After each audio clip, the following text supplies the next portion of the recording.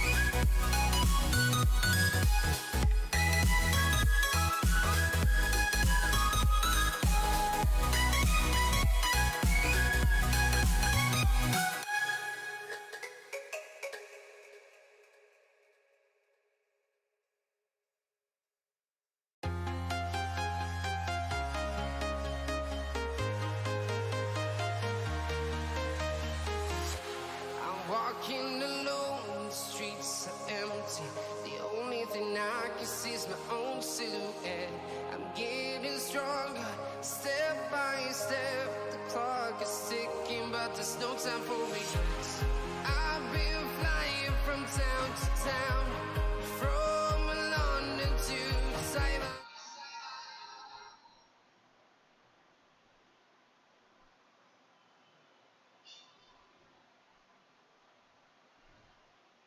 Hello guys. Oops. Okay, I'm sorry, I just forgot to turn off this audio thing. Okay, so welcome back to another stream, and today we are going to check out the left out sorting algorithms that we need to check. And in this session, I'm also going to explain a problem that I have solved in my coding challenge recently. So in this video, the topics we are going to cover are quick sort, mid sort, shell sort, and then the heap sort. Okay, this is entirely going to be on the sorting techniques. So last week we just gone through three different sorting techniques along with the linked list. So these are the algorithms that we are going to cover in this week's video. Okay, so if you're watching this for the first time, like you doesn't know about my channel, please subscribe the channel and make sure you like this stream if you just like it. If you doesn't like it, just dislike it, it doesn't matter. Okay, so and if you haven't checked my blog, okay, I just got blog, so which is at developperswork.online, so you could check that link in the description or anywhere on the website. So yep, this is my website. I just post few blogs right now, so we are building some applications in the backend, so that will be released too. So everything will be posted on this website, so you could check a few tutorials and all new trending news, everything on this blog. So if you just wanted to check out, you could check out, just log in and start getting notifications. Okay, so now coming to our project thing. Okay, so first thing we are going to cover is the quick sort. Okay, so last week in the last live stream I just explained how the quick sort works. Okay, so the quick sort mainly works with a few things. Okay, let me just write them. Okay, I think zoom needs to be really cool. Okay, that's good. So yeah, you know the topics. Okay, here are the topics. Okay, now let's just write what the quick sort have. Okay, let's write the quick sort. Okay, the quick sort will have three things. We just majorly think. So one is P, and one is I, and one is the other one is J. Okay, so I have explained using Paint in the last stream, so I just wanted to do a quick recap of that using Notepad. Okay, just that's it. P is called as pivot element. uh, we just call it pivot element. I is to find element.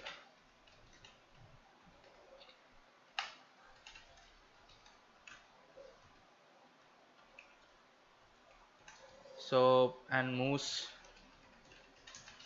to right from pivot. Okay, so the P is called pivot element, so I'll come to it again. Now coming to I, its job is to find greater element than the pivot, and it moves from the pivot position to the right side of the array. Okay, so that's about I. Now coming to J, element less than pivot, and moves from moves to left. Okay, that's for the same from end. So J's actual business is to find an element which is less than pivot, and it start from the end of the array and comes towards the pivot. Okay, so now pivot is like a position, like in quicksort. Every time you pick a pivot, you're about to keep make an array two parts. Okay, so that the pivot will be set at exactly at this position. Okay, so pivot is nothing but an element where that element's going to be placed at the center, like not exactly center, but you're going to make that element to be placed in exact position where it should be. Okay, so that's the actual use of pivot. Okay, so now let's start writing some algorithm to just make this out. Okay, so there are different ways, guys. So building algorithms, it's up to you. Okay, so I'm gonna use mostly, like for this one I'm going to use the for loop. So if you want, I could go with the recursion. So we're gonna combine both of them. Let's try that. Okay, so let's go with the Java. Okay, so now first thing, we have to take input, right? So first let's take input. So let's keep it n equal to, okay, first we need to write the scanner function. This is really crazy right now. Okay, did it not include? Okay, let me take this thing off the screen. Yeah, fine. Input. Okay. Okay, now we need to create object for the scanner. Scanner equal to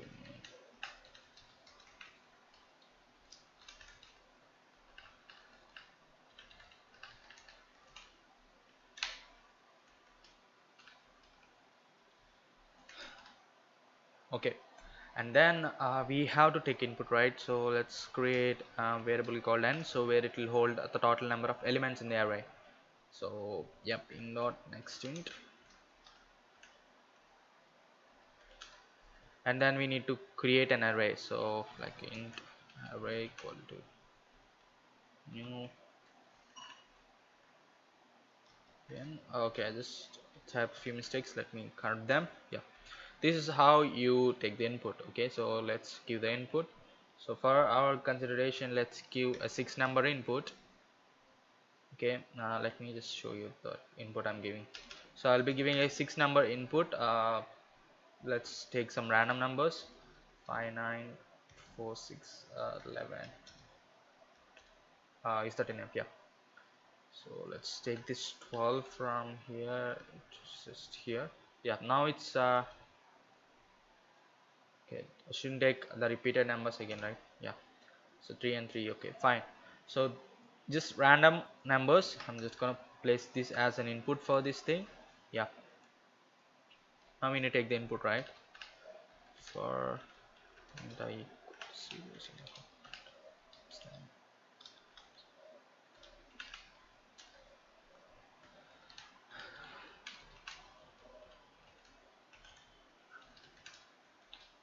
Okay, there we go, guys. We just take the input, so I'll pass this entire input to a function. So well, I'll call the function as quick sort of n comma array. Yeah. So I'll use the function, so every time when we are changing these next algorithms, we'll just only go to the function instead of writing all this stuff once again. That would be really awesome, right? Yep. So it's gonna be a public function. Okay, so it's a public function, or else we cannot call it from here, and it should be a static one because we are not creating any object, and it's gonna return the void because I'm gonna print the output in the function itself. So if he doesn't wanted to do that, I just got an option for that. Like you could just take the input from there and print here. So I'll just do that. Okay, since we are passing the array, I'll do this like this. So first, okay, let me do something else, guys. So I'll just say system.out.print, and I'll say input. So this will I'll just print the input given. Okay, first of all, and then we'll go to that.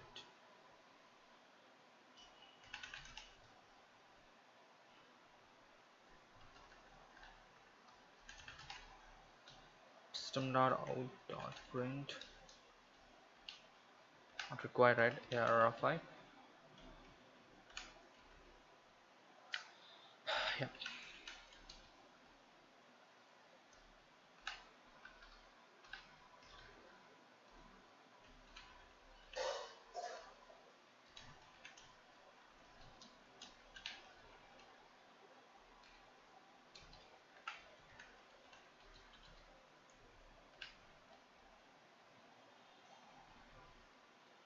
Yep.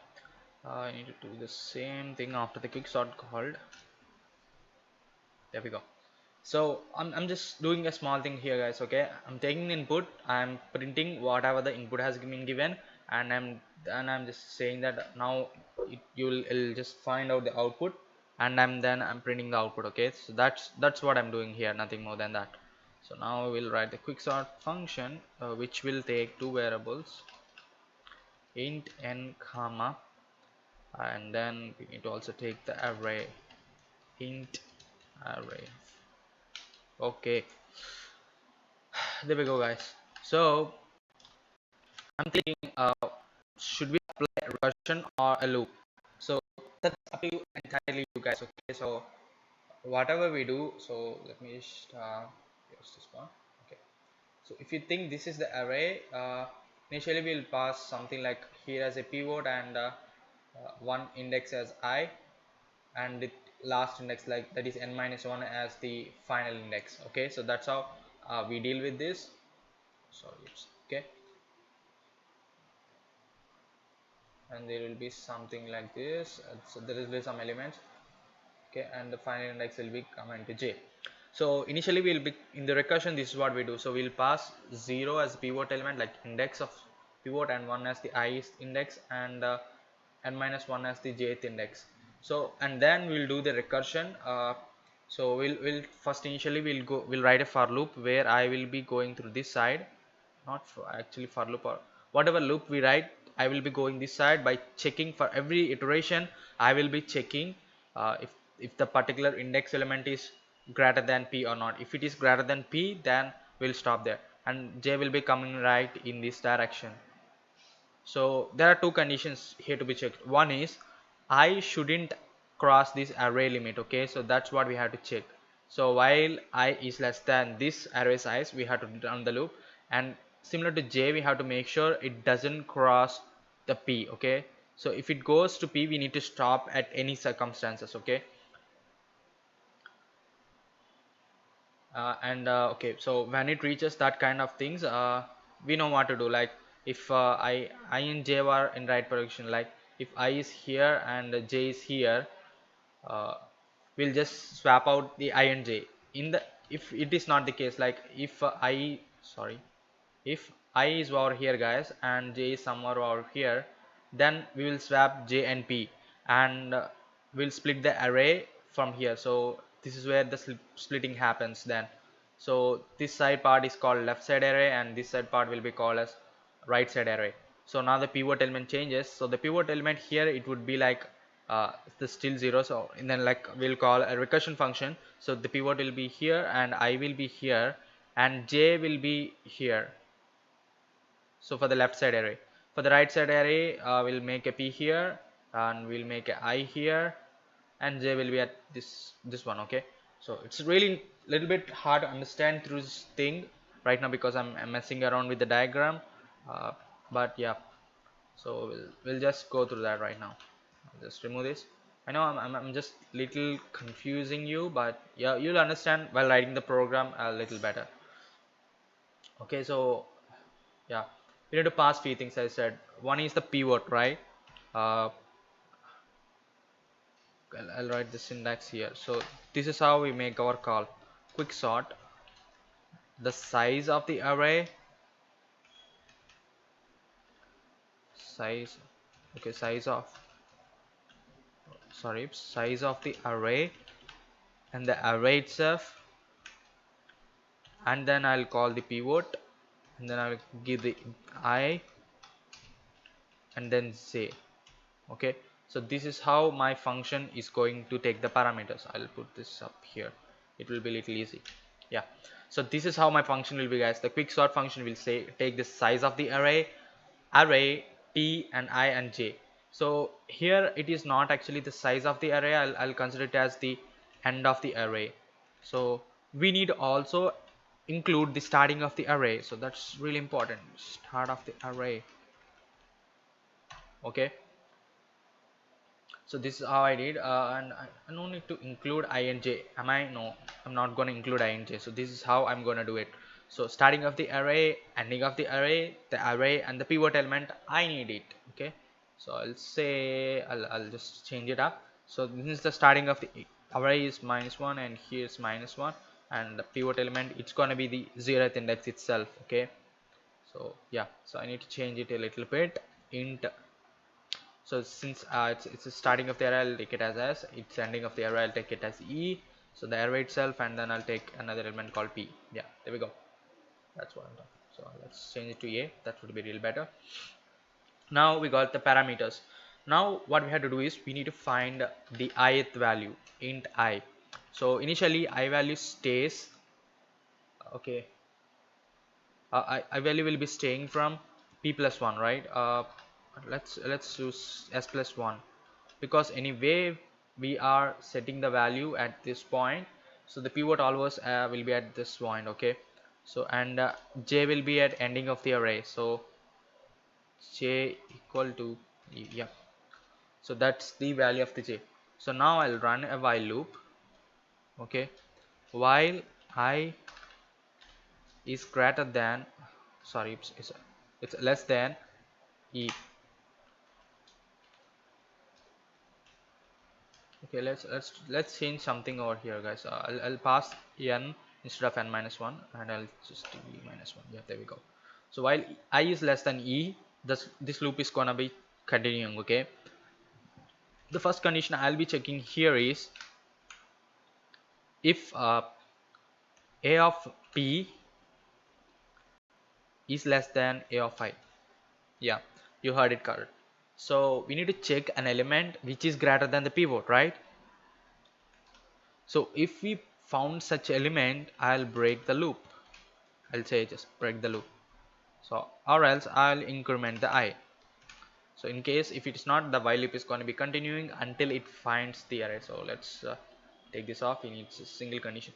Whenever we find a greatest element, just stop the loop. Okay, now another loop which goes it needs to, so j should be greater than s, since it should be greater than or equal to, sorry for that, so it should be greater than or equal to s, and whenever I find a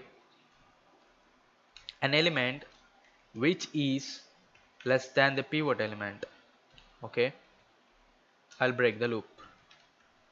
So if I doesn't find any element, I'll decrement the j. Okay, so now I will be incrementing from left to right and go. Okay, so let me show. So in this direction I will be incrementing, so I will increment it, and whereas the j will be decremented in this direction, just like that. So here is the pivot and here it will be the pivot. So these are both finding out. So its condition is to check if I is greater than p, and this condition is to find j is less than p. I think you just understood, right? Okay, now we are at this point, so we have to make sure if, so only thing we have to do is if I,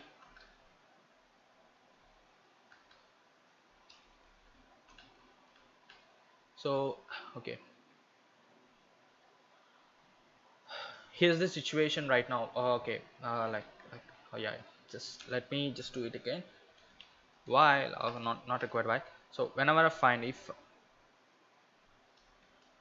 I is less than j, so if it's the case, this is what I'm gonna do. I'm gonna swap the I in j, just like that. Okay, so let's do that. A of I equal to a of I star of j. These are the parentheses, just like that, divided by a of j equal to a of I. Yeah, and do the same recursion call again. I'll just do quick sort of. So we need to s comma e comma a comma p. There we go.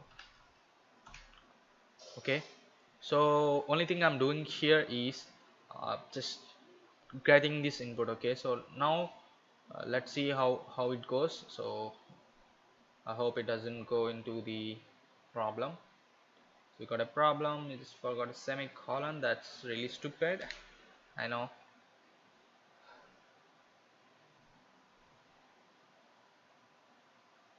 There we go. So just let me just show you the output we got. Okay, so we are only halfway done, guys. Okay, there is still more code to code, so let me just show you the output. Okay, so this is what the input we have given, and this is the output we got. So you could see already 12 has been sorted out, 11 has been sorted out, 6, 4 and 5. So this, since this is the pivot element, we haven't sorted it out. So for that we need to write a condition whenever, so in the else case, okay, whenever it's in the reverse case, I need to call the quick sort. Okay, so before that I need to swap up the P and J. Okay,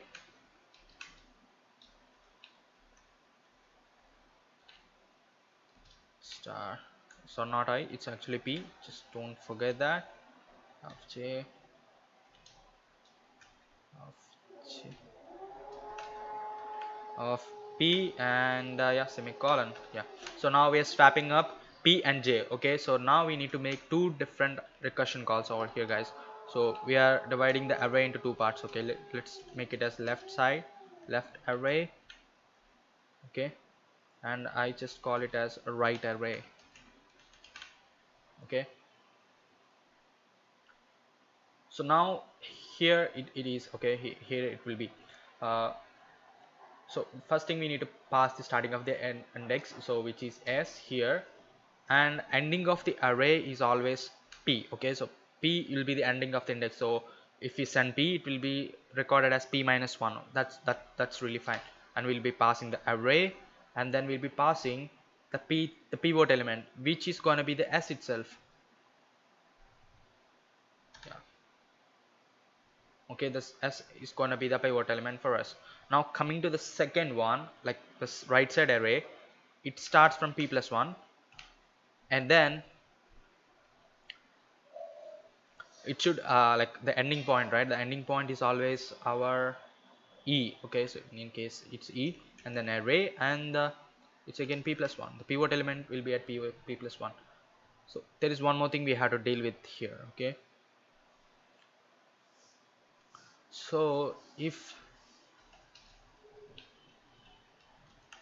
as if starting is oh, I had to write this, like if ending is less than or equal to S, we have to say return. So it just works, guys. Even if you send void, if you just do this kind of return, it just returns. Okay, that's fine.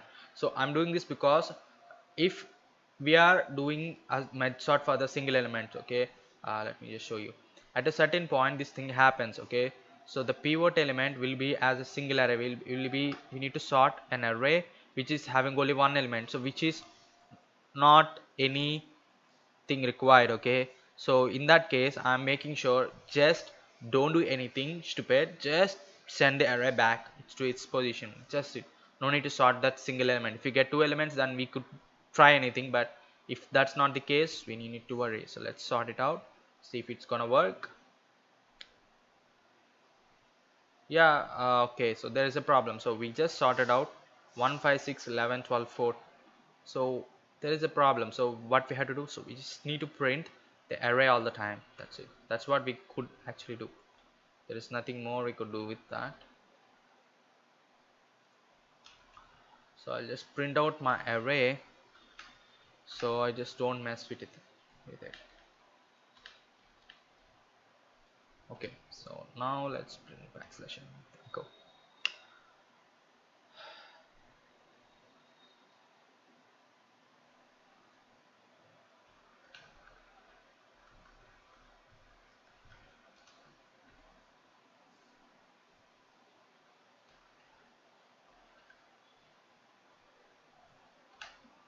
They go run. We just did something wrong in here. That's there, it ends. Cannot find symbol n. 5. Wait,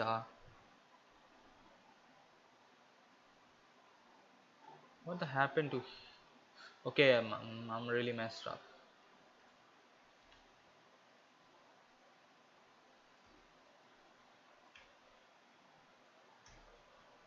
So it will just print the array all the time. Okay,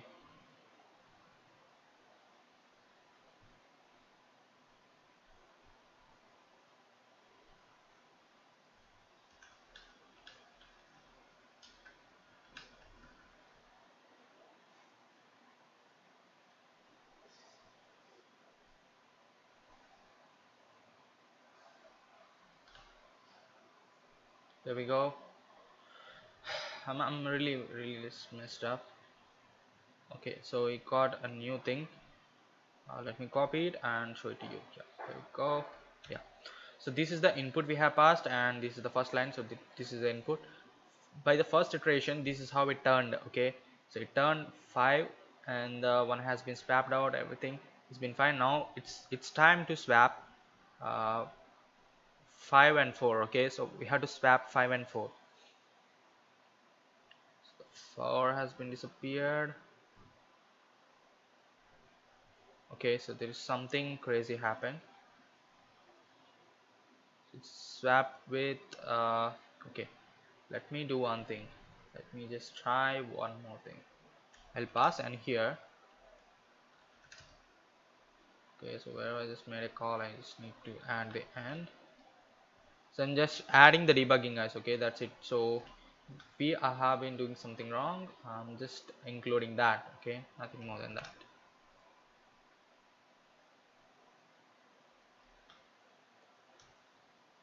There we go.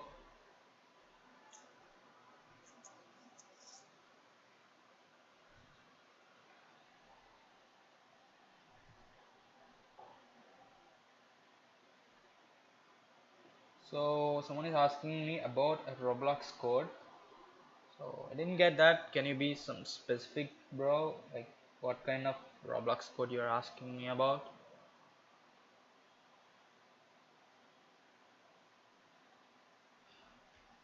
Here we go. Okay, so it is what we're expecting. Okay, so we got 5, and that's okay. So now this has been sorted out like this. So 1 4 6 11 12. So now 5 has been sorted out, like it's been replaced to 4. Like this is the pivot element, right? So we need to swap with J. So in that case it's been here, so it's been swapped with 4 exactly. That's what we are expecting. And 1 4 has been sorted out, 6 11 12 has been sorted out, and something happened again here, so which threw an error.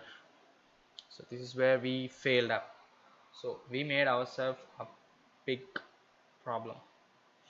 So why this happened here? So we need to check that. Like let me just do it again. Okay, so starting index, which is the pivot. So we doesn't need to send the pivot actually, because we are considering the pivot as our starting index, right? So we never need to send this. So that's the one mistake I'm doing there. So here, okay, yeah. That's one more mistake I have been doing is, I'm including p plus 1, right, the starting index. So that's okay, that's what I had to do, right? If that's the case, then that's how I do it. So if it's not, like I'm gonna take the p equal to like s.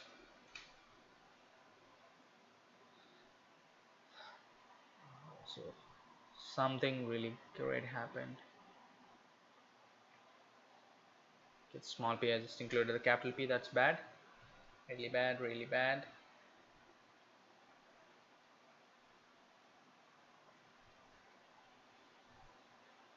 Did I?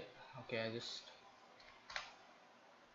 okay, so what we are sending, we are sending the starting array, ending array, the array, and not p, but we are sending the actual size of the array for the debugging purpose.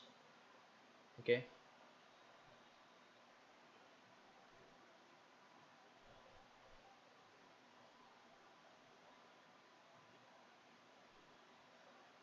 so we are printing the array after this thing, right? So why don't we print the array after every swap? Okay, I mean here, once the swap has been done, I just wanted to print it. So one more thing, I'll include an arrow, which means that the pivot swap has been taken place. So I'll know that there has been a pivot snap. What int I variable has been already defined. Where? Okay, that's a problem. Okay, let me change this to some k.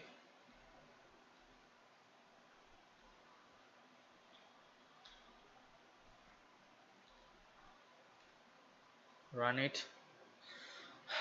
I just doing this debugging thing, guys. Okay, we are doing it up. Here we go.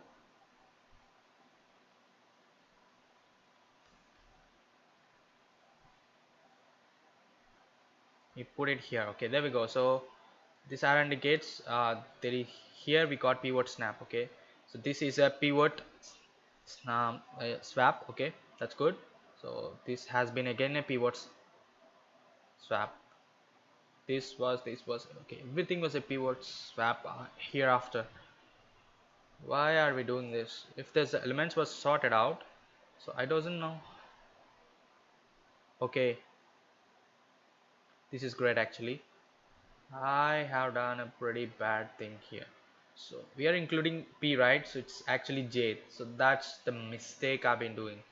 Really bad of me, really bad. So I just figured out, okay. So actually the pivot always stays at the front. You know, I think, yeah. So that's the problem we have been switching into. Oh my god, that's an infinite recursion loop we just started out.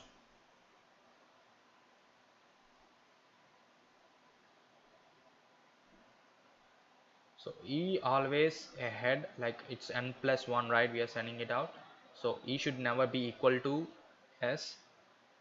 And I'm sending here P, that's not good. We need to send J, and now it should work fine.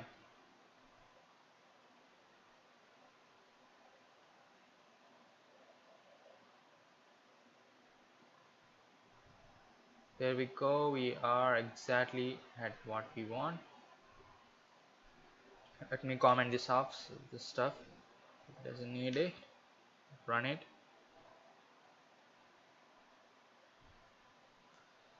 I think this should give me, okay, well, hold on a second, what the hell is happening here? Why isn't it not printing the output, man? Did it just cross this infinite loop or something else?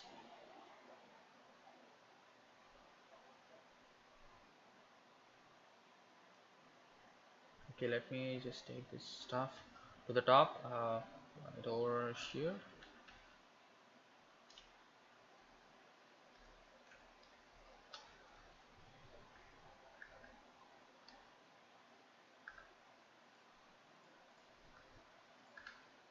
Okay, run it. Let's see. Okay, so we got the sorted array, and there should be some kind of a loop which is turning this into some kind of blind thing. Okay, so we got the sorted array, right? 1 4 5 6 11 12. So hope you guys understood that, but I need to make sure why it is not working over there. So we're doing it perfectly fine here. So yeah, that should be good. That should be good going. So just doing quick sort, and yeah. So if anything goes wrong, I'm just doing the return here. So that's not a problem. It shouldn't become a problem actually. So E is equal to S, then it should say a return.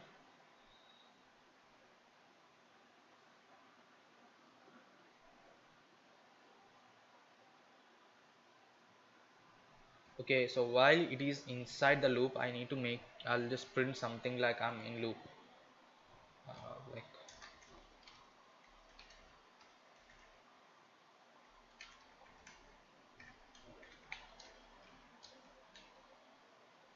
okay, not here actually. Just not do it here. I'll do once it's okay. Anyway, there is a print statement out of the loop, so that should work out anyway, but it isn't working. I'll do it here. Done. So I have to make sure how many duns has been taken place after this. Like the recursion should return back, right? If it doesn't return back, that's the problem. Okay, it's no one is returning back. Why is that? So I'm calling the quick sort. Okay, I'll just extend this program a little bit, guys, for the sake.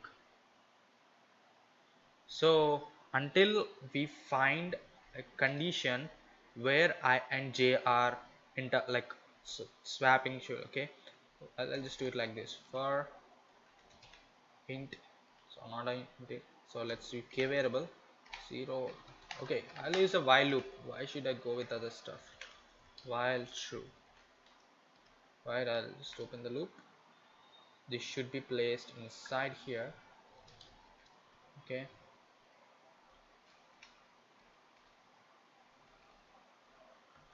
not yet required this one, so I'll take this one, just place it here, just have an indentation. So no more recursion, guys. Okay, so if we found only the swapping thing, we'll not recur, but else I'll just break this loop and I'll check it's greater than or equal to 0. Take this stuff, there we go. Now and then I'll apply this thing.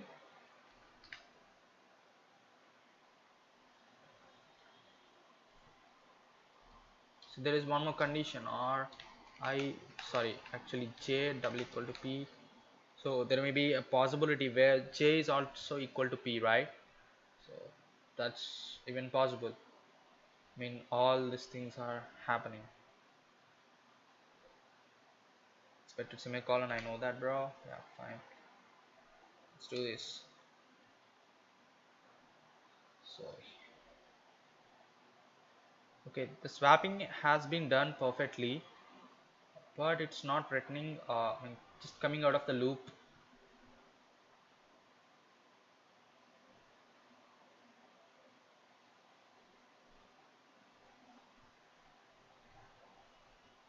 Okay, so I have to do one more thing here. So yeah, so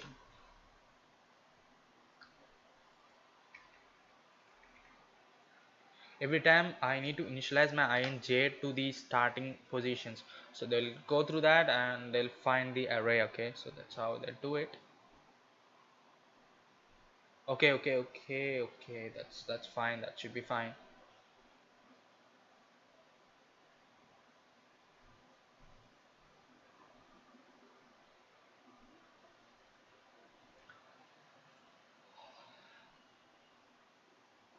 Still I don't get this output thing.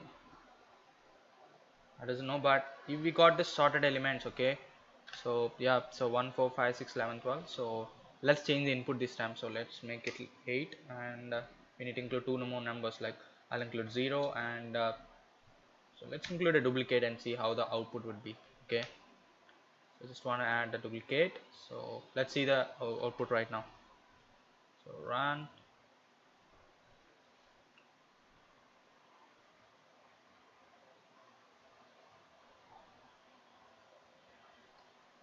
Okay, there we go. Our program got some crazy and it just gave in.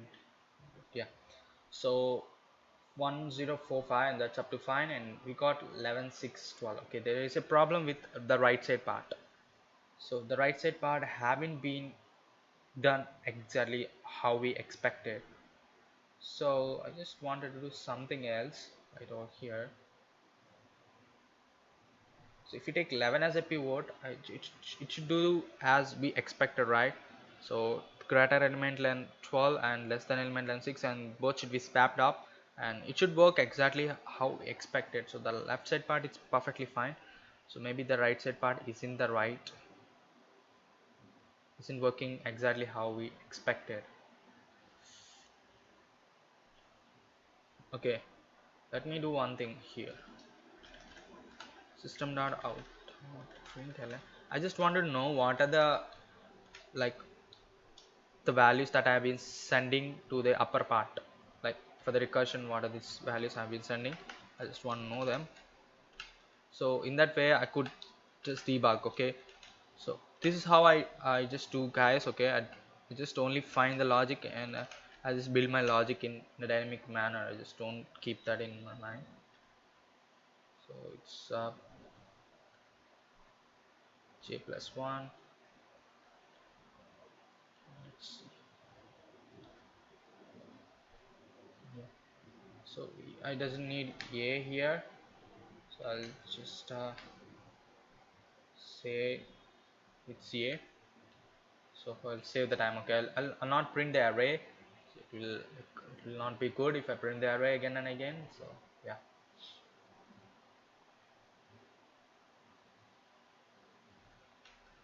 here we go. So this is the output we got. So here, so this is a left recursion, so I'm starting from 0 to third index, which means so 0 is this one, and 0 1 2 and 3.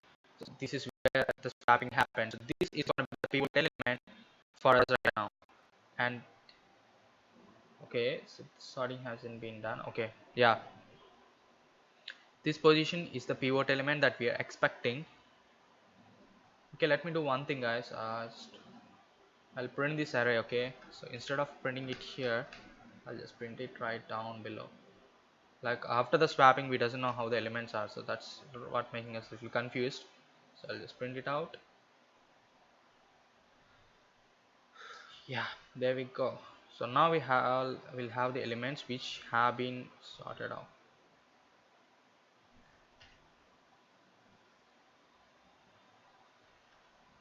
Yeah, there we go. So third index, like 0 1 2 and 3, so this is the center element that we're expecting. So this is part of the right array, I mean the left array, and this is going to be the right array. So now coming to the left array, so the first recursion will be for the left array, and we are calling 0 and 1. So this recursion again, and it's been stuck over there, and it's not, it haven't written back. Okay, that's because it's the starting and this is the ending. So where should I start? Okay, start from here, and j should start from -1. So I and j should be at the same point, so which is a real problem right now. So I'll check if so, so initially I'll just check it out, right? If either j, I'll just make sure j double equal to p, either if that happens, or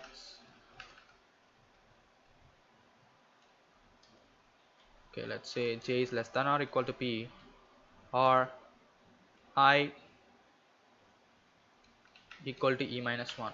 Okay, that should happen, right? Nothing but j. So let's say j, I'll say break. So it's like an infinite loop. It will be stuck inside the loop forever. Oh god, dude, you gotta be kidding me. I just again, really? Okay, I need to refresh the connection. This is the problem with this online editors, guys. I hate it.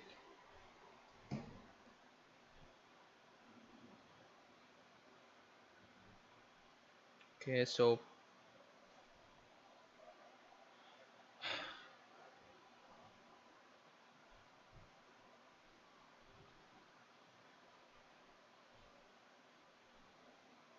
okay, so here we go. Let's get back the code that we have been debugging. To put our input, so this is the input.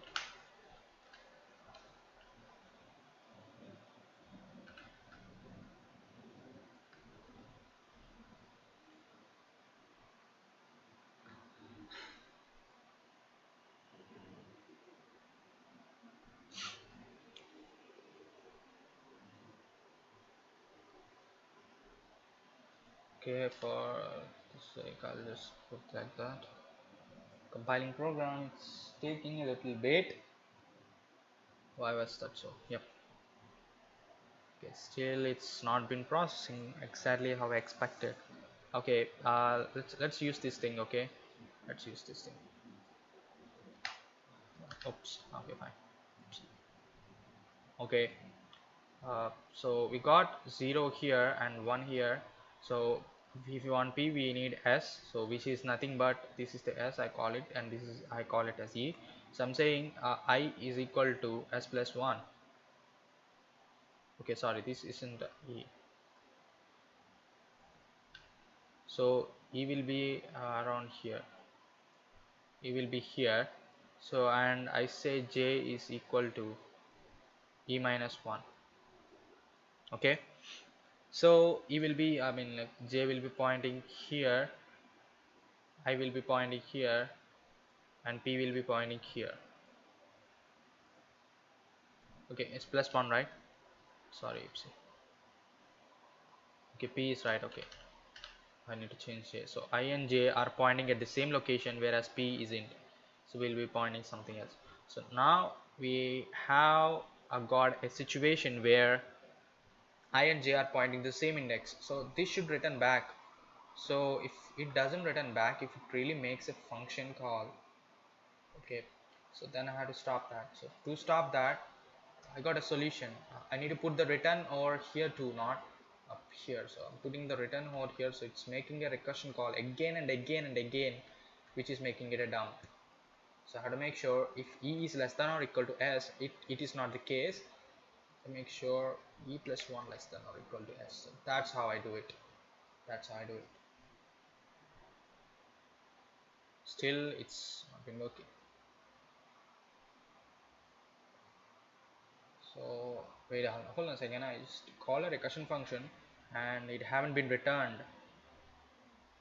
Okay, this has been returned and gave some output again. So it just brought this output. Okay, so 0 to 3. So okay, it just went back and it just called its right side array, which isn't going to be possible. So I had to say, okay, this is how I deal with this. Okay, so here the condition should be, guys, okay, we have to write one more condition here. So we have to make the recursion only if there are elements, okay, if j is greater than e, okay, let's say j plus 1, not actually j plus 1, it's if j plus 1 is less than e, okay, so if j plus 1 is still less than e, then only make this call. So I'm gonna say that. So it's, I think this condition should work definitely, because now we're still making it out. Okay, here we need to add one more condition actually. Okay, so let's say if s, so the same as the below one, if I have to say if s is less than j minus 1 actually. Okay, let's include s plus 1 is, okay, let's say let's just say j minus 1. I mean, you have to include this e minus 1, if it's still greater than elements, then I have to make sure. Yeah, it just worked out perfectly fine. So these are the two conditions we missed earlier, guys. Okay, now it just worked perfectly fine. So there we go, we got the output. So it says 0 1 4 5 6 6 11 also, even though we had duplicates, so we got the output. So okay, let me go a brief about the code once again, so you'll know it better. Okay, so it's this entire algorithm that I have been designed myself right now dynamically, so it's not been, I haven't found any code of this. So first thing, I am making sure that if every time the array size is bigger, so if in case if I want to swap only one element, I'm not going to do that. So that's the condition for this, no single swapping.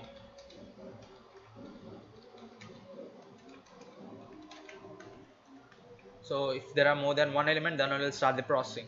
So now I'm setting the pivot element, I element and j element, okay, like indexing. Since it's a loop, okay, let's okay, whatever we need, sorry guys. Okay, so I'm declaring outside of the loop because we got one more condition to satisfy out of the loop. So I'm declaring my I and j variables out of the loop, and for every iteration I'm including this. So this while loops problem is just to swapping of I and j values, else breaks.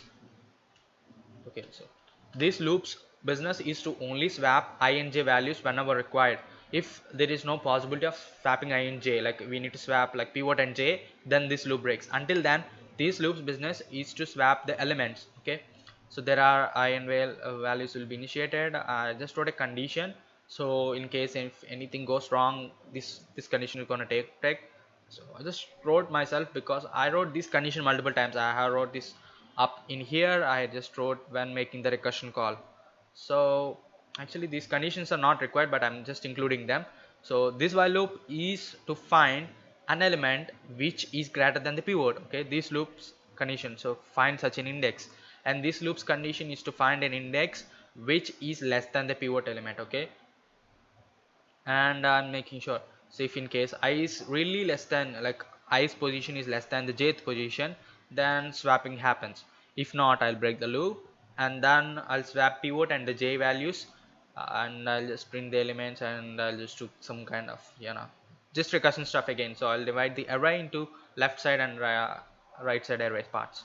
So this is how I do, guys. So point of main thing is just you design your own logic in the lab. Okay, so this is how you do it. Okay, so if you prepare some kind of algorithm yourself and you want to code it, it's gonna take like eternity. So this is how we do it. Okay, so just write your algorithm by yourself, understand the logic first. So yeah, this is about the quick sort. Okay, let me quick a quick code sample here, put it here. So I'm not going to go through the other languages. So yeah, so this is how you do it with other languages. Okay, so I'm just getting out of time, so I'm gonna be quick. Okay, so it's taking a lot of time. So the next one is the merge sort. This is going to be really fun. Okay, let's see. Yeah, so firstly let me draw an array. So assume you have an array like this. Okay, so the merge sorts concept is divide and conquer. Okay, so the actual point of doing is it's divide and conquer. Okay, so every algorithm's most point of it is to divide the actual question, like the given problem, into multiple parts and find the solution for the smaller problems and then combine them back again so that it will be easy. Okay, that's how I do it. These algorithms work. Okay, now the method do is, if you ever given an array of elements, it will split the elements into two parts. Okay, so exactly two parts, just like that. I mean, it doesn't matter actually. Okay, so the size exactly doesn't matter, guys. I mean, these are the equal sizes. Okay, just don't worry. So now it will divide again the parts into sub arrays. Like this left side array will be again divided into two halves, and the right side array will be again divided into two halves. Okay, so and then this will be continued just like that until we get single elements. Oops. Okay, so these are the single elements.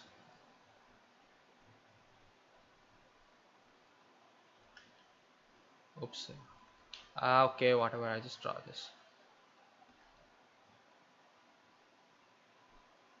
Okay, so like that we'll have single elements. I just took a lot of time over there, right? So the method concept. So once we reach this single point things, it start combining them. Like we'll merge these two elements. Okay, guys. So while merging them, we'll confirm. Okay, so this element is smaller than this one. Then this will be placed here, and next two will be placed here. So next we'll have 3 and 4. So it will be like 3 and 4. So every time it merges two elements, it will make sure the smaller is always the left. So in the next iteration it will merge these four elements. Okay, so in the while merging the four, it will take this as one single part. Okay, so this will be one single array and this will be the other single array. Okay, so now its business is to take this index. Okay, point to this index and here in this index. So now it will check whichever is the smallest, it will place here. So now the index value moves this side and it will point to this one, and again it will check whether 2 is greater than or less than 3. If it is less than 3, 2 will be placed here. Since there are no more elements to check in this array, so the remaining elements will be placed at the end. So if it's the reverse case, assume there is something like 7 here, I'll place 3 and 4 here, and I'll have 7 here. So it's all about comparison, guys. Okay, we'll split the array into single elements and we'll start merging them back. So that's how this algorithm works. Okay, so there's not much about this to explain, so I'll do it naturally. Okay, I'll take the previous input. Okay, I'll say merge sort. Okay, so this is my input, guys. So now what I will do is I'll split the array. Like I'll split uh, first part is like this. Okay, let's assume how many items I have. 1 2 3 4. Okay, 8 elements, right? 4 and 6 is one part, and the next part is 11 1 and 0 and 6. Okay, this is how it's split. in the next iteration to split two elements, okay, 5 and 12 as one part, 4 and 6 as one part, here again 11 and 1 as one part, 0 and 6 as one part. So now we'll have four parts. Again it will split the elements, okay, so now it's 5 and 12, 4 and 6, 11 and 1, 0 and 6. Let's add one more space here.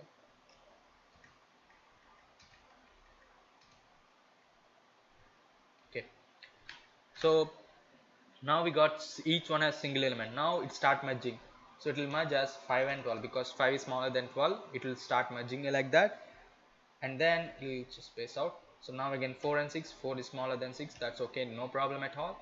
So it will come here, and now while we just check out 1, 11 and 1 is smaller than 11, so this is how it places.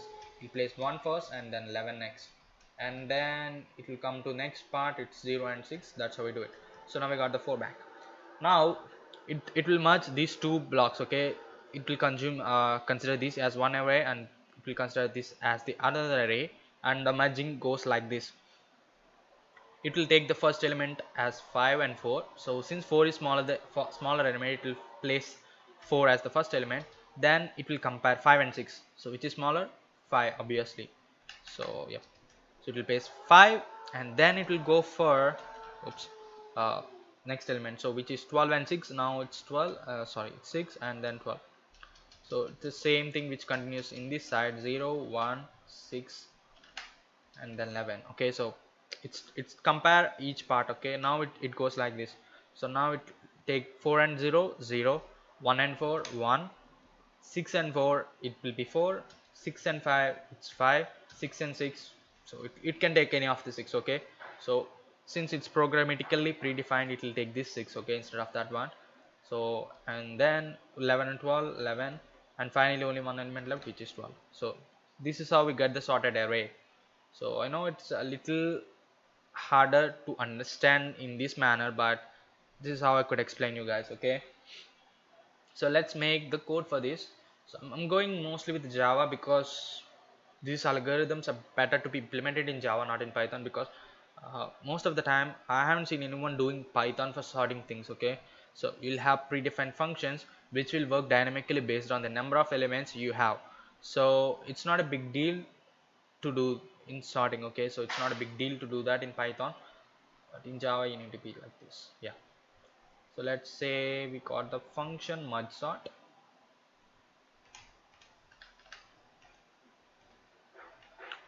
So okay, so we need to divide the elements, right? So for the division of the elements, I'll use a function called merge sort. Okay, so for the division of the elements, I'll use this merge sort. For combining of the elements, I'll use another thing called merge. Okay, so I'll have two functions this time. One is merge sort and another one is the merge. So, and guys, just to remind you, if you really doesn't want to know the concepts actually behind it, you just want to know yourself, check out online tutorials. Okay, so I doesn't suggest anyone because it's up to you and your how you mind things. Okay, so I may like some ex-person, you may not understand him, so I doesn't want to suggest any kind of things. So just Google it and find yourself a guide whom you think better with you. Okay, so yeah, so now the merge sort. Okay, so in merge sort, we need to pass the starting index. So to split this array, we need to know the starting index, the ending index, along with so that's it, that's all we need to know. Okay, it doesn't need the end value here. Fine. This is really awesome. Okay, I'm really cool right now. I'll take this all this stuff it doesn't need, so I'll take this off, it doesn't need it. Yeah, my start, starting index, ending index, and the array. So if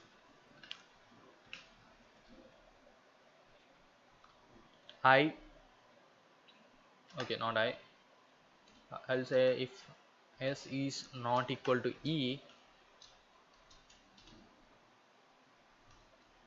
if s double equal to e actually. So if s and e are same, okay, if you want to do that, that's not okay. I'll say just return, just don't do anything here. That's a kind of stupid thing. So if it's not the case, I'll do the merge sort. So in the merge sort, before that I need to calculate half of the index, right? So I'll say the I'll say like the next positions index. So in that case, we have like it's 8, right guys? So let me do the calculations here. If you want to calculate the half part, okay, this is how I do it. 8 minus 0 by 2. So 8 minus 0 by 2, it's like 8 indicates the total number of elements I have, 0 indicates the index, like starting index, and 2 indicates I want to divide this one into 2. So if it goes like I'll just show you. Okay, so the value of this is 4 by 2, like 8 by 2 it's 4, so it will point 0 1 2 3 and 4. So this is the next array's point. Okay, so I'll divide the array into two halves. The next array will be pointing in here. So for the next time, if I go like, it will be like this: 4 minus 0 divided by 2, which is equal to 2. It's the first half h1, because I'll doing like left array and right array. So now it's the right array point, so which will be like, so the greatest is 8 minus 4 by 2, which is 4 again, and it will point to 4 again, so which is the left side part and right side part, just like that. Okay, so let's write. I'll do half. It's like I'm maintaining the half pointer. Okay, like where should I divide the array? So let's keep it as divider. Okay, and I'll just do like e minus s divided by 2. There you go. So in the method I'll send s and then divider and then array. That's it. And the right side array, like, so since we're dividing, I'll say divider e and a. So I'll say left array, and this is right array. So I'm using recursion, guys. So most of the time people use recursion. So this method is also possible by using iterations like for loop. You could do with that. So but I'm not going with that right now, so I better just go with this because I like this thing. Okay, so I'll write a thing called merge, where I'll plus s comma e comma a. So the merge is the thing where it needs to start merging the elements back again, like, so that's a bad thing. Public static void main, sorry, not main actually, it's merge, and so it will take the same parameters as this one. Okay, there's something crazy going on outside. I don't like the sounds. And okay, so we need to merge the elements, right? So yeah, I'll take a while loop. Okay, so before that I'll initialize my elements I and j. Okay, the thing of I and j is to merge from right side array and left side array. So I just forgot to pass one more thing, so I call it as divider, right? So yeah, so divider is the thing which is going to do the same thing. Okay, I just include into deep. So instead of doing something, instead I'll do like half h. That would be better. That would be doing this thing. Now this is how I do it. So I need an element.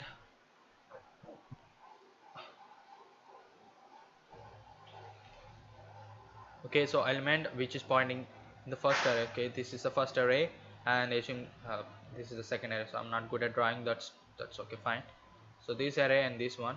So I'll say this as I and this as j. So j is nothing but the divider in our case, and this is nothing but the s. Okay, I is nothing but the s, and j is nothing but the divider. I should go less than the divider, should stay always less than the divider. Okay, and j should stay less than e. So that's the only condition we have to make sure to put this in on the track. So I had to initialize I with s and j with the divider. Okay, I'll say while I is less than, okay, not actually divided, it's h actually, guys, sorry for that. I is less than h, and also the j is less than e. So if this is the load conditions, I have to check if a of I is greater than, okay, so a of I is, okay, let's say if a of I is less than j, a of j, then, so since a of I is smaller element, I just increment the I, okay, else,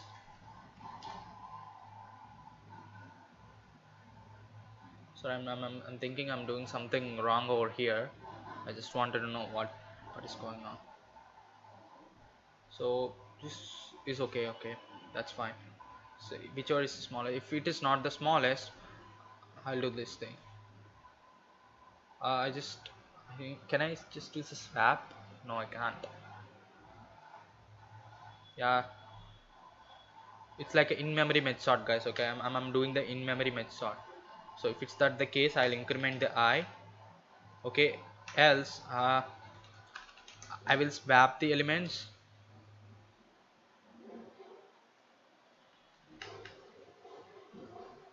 Okay, I'll do this thing instead of that. So since I have found an element like j is bigger, okay, so j, not j, so I have found in the second array there is a biggest element. So I'll just do the simple thing that I have to be doing. So what that is, show you, a of I equal to, I'll just apply a swap, okay, that's it, that's the only thing I'm gonna apply. A of j star a of I, and I'll just include in the parentheses this one, and a of j is equal to a of I. Yeah, so this is single line swap, okay, so if you doesn't know this about this, you could check my previous videos, okay. So now I'll just implement the I. Yeah, that's it. So the point of this thing is, it will just go through the I, so every time it will check with this first element in this next array, okay, so that's what it do. So anyway, the second part is already swapped, okay, so I'm making sure the element is swapped, so it should work definitely. Let's check this out.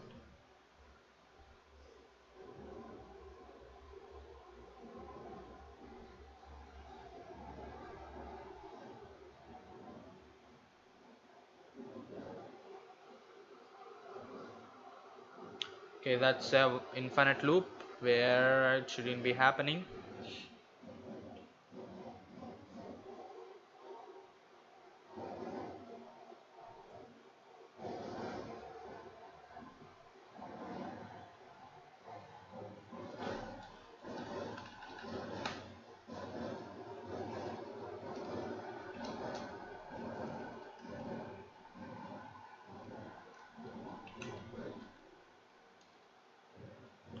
If s double equal to divider, there is no point of doing it, right? So I'll say return.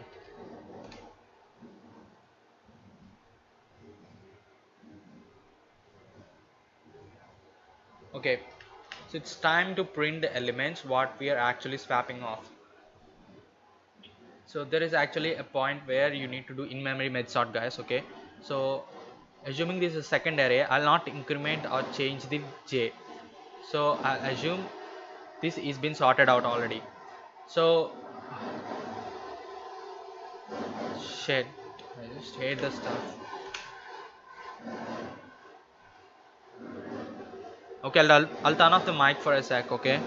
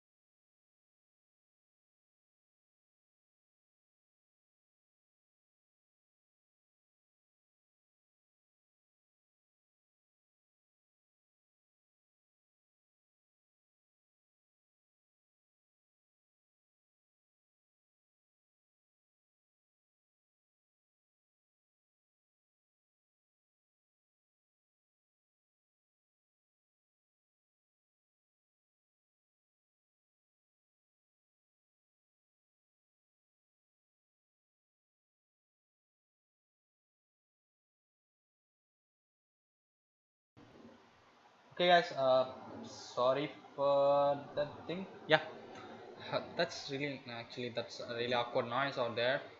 So this doesn't want to be disturbing the stream, so I just turn off for a sec. Now let's go. Yeah, fine. Okay. So actually this is a concept where you have to do the I'm trying to do an in-memory method instead of using a third array. So if you use a third array, it's really easy to do, but I just want to do that. Okay, so I would just want to use an array, like a new array, and do the swapping. So I just want to use the third array. So okay, assume this kind of array, and okay, let's assume this initially the array has only one element on the each. Okay, so let's where is this code? Yeah, okay, no conditions, right? Yeah, fine. So this is going to be I and this is going to be j, so simply I'm pointing like that. So since this is going to be the divider, I'll be pointing like this. So this is going to be the index of this element, right? The total element, so only one element. Okay, so yeah, so actually there is no pointers. This is one element, e1, and this is e2, so just assume like that. So my part is to check as this is I and this is j. So the problem here right now is I should be less than divider, so which is the true condition. So I'll check if this is okay. I'll just swap them out and I'll print them out. So I'll do that, right? So I'll bring my thing in here.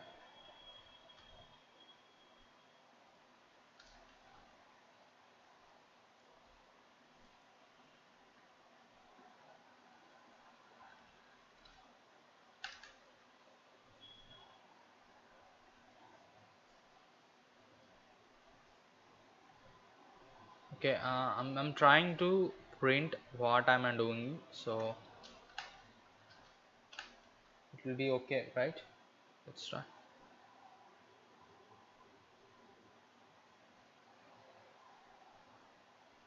It's CA, sorry, it's not array. That's the problem. You have to just make sure that you're printing the exact one. Yeah, since it's been stuck in the infinite loop over here itself, it's unable to do the thing it's want. So it's like I need to print this stuff here. System.out.println. So I'll just do s and divider. So since it's left one, I'll just do LE here, place L.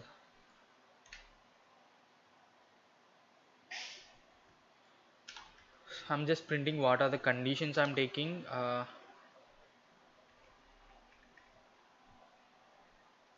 So let's give it a space so we'll know better,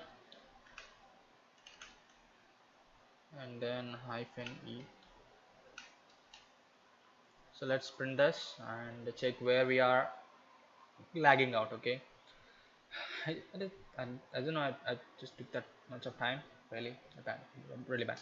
Okay, so left, okay, okay, so let me just take, oh my god, this is really bad. So just, you gonna be really freaked out right now, guys, you know. So this is the actual output we got. So we're taking, so we're dividing this left side as 0 4 0 2 and 0 1, and it's 0 0, and this is where I need to stop actually. So if s not equal to divider, then only make the call. And there is another condition, if e not equal to divider, then only make the call. Okay, so let's run this again.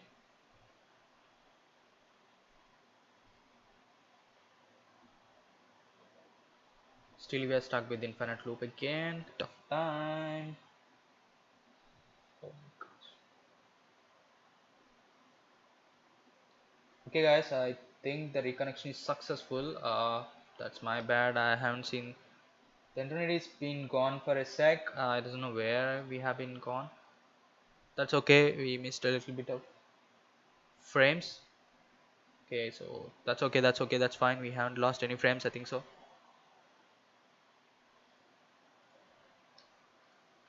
We take the copy ones and we reload. Come on, do it, bro.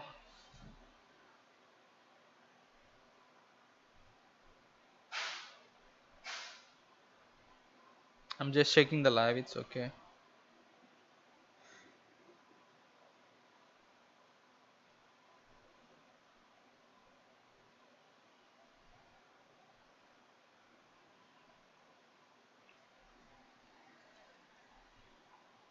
Okay. I hope I haven't done that, or else we'll be really, really pissed off. No.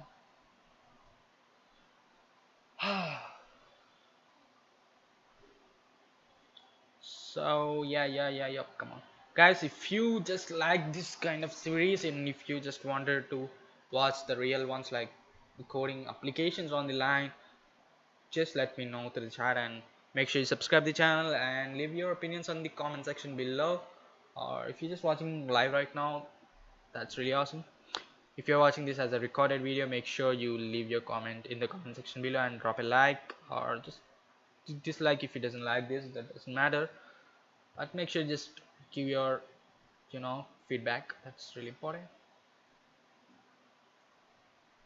It's taking a little bit time, so instead I'll just paste my out input, right? It's not output. Yep, fine.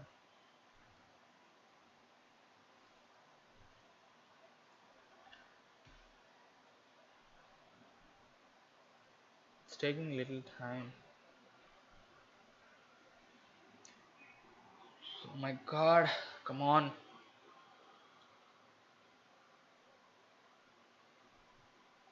So maybe from the next live streams I'll try to check for the other editors. So we are using this online GDP. I think I have got other editors too, guys. I just remember them, and if possible we'll just check out this hacker rank and hacker rate problems on this coding. Since this is working, then I'll check. Oopsie, that's not good.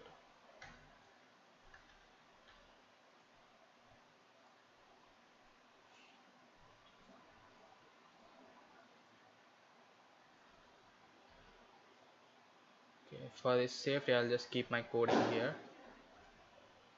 That would be good.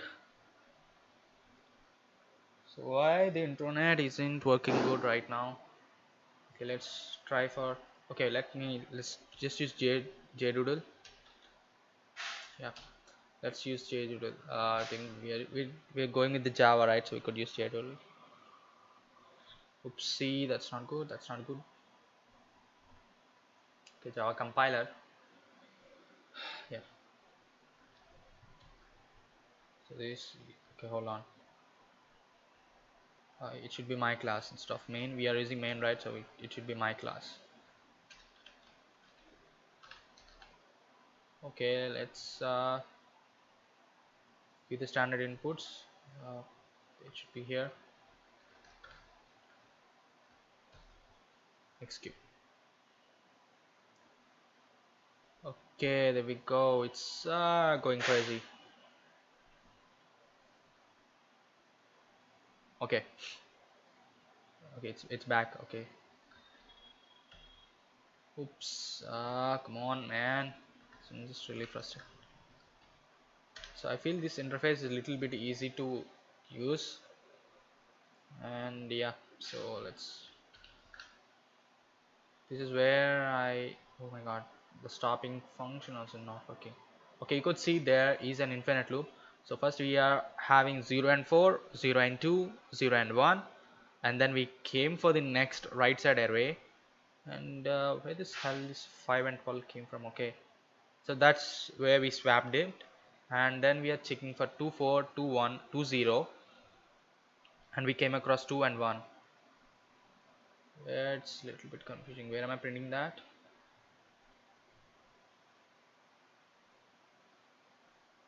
Where the hell did that came from? Left side with 2 hyphens. I'm only having one hyphen over here, so it's which is little kind of a confusing thing for me right now.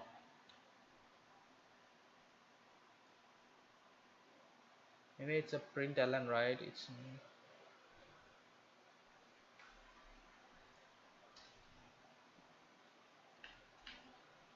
okay. I'll put the hyphen 2 instead of space.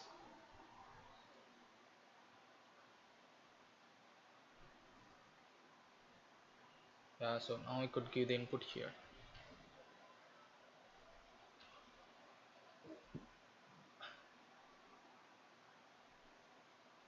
Yeah, there we go. Let me check. Yeah, somewhere around we okay. We go up. If we sorted out the first part, okay. The 5 and 12 has been sorted out. Now it's time to sort out 4 and 6. Okay, so that's how it goes. You know, guys, I said 5 and 12, 4 and 6. It should do with the 4 and 6, but it failed. So it should go with 2 and 4. So yeah, 2 and then 4. It just came to 2 and 1. I doesn't know why. Okay, so here's the thing. He just I just understand it right now. So if you just divide minus 4, 4 minus 2, it gives 1, right? 4 minus 2, actually gives 2, right? So which isn't gonna be working out. So there comes our little problem, guys. Okay, so we are doing something which is unnecessary over here. So while splitting off, we could add it off. I think that's the sum. How to do, like let me check. Yeah, so that's how we do it. So we shouldn't actually separate or divide it, so it goes to back. So we need to maintain that index, so we need to add it off instead of splitting it. So now we sorted out 0 and 6. Okay, so once we sort out the 0 and 6, we are still stuck. Now the question is, we sorted out till the 0 and 6. So the merge should come back. Okay, it should come back again, but it haven't. So let me just show you the output.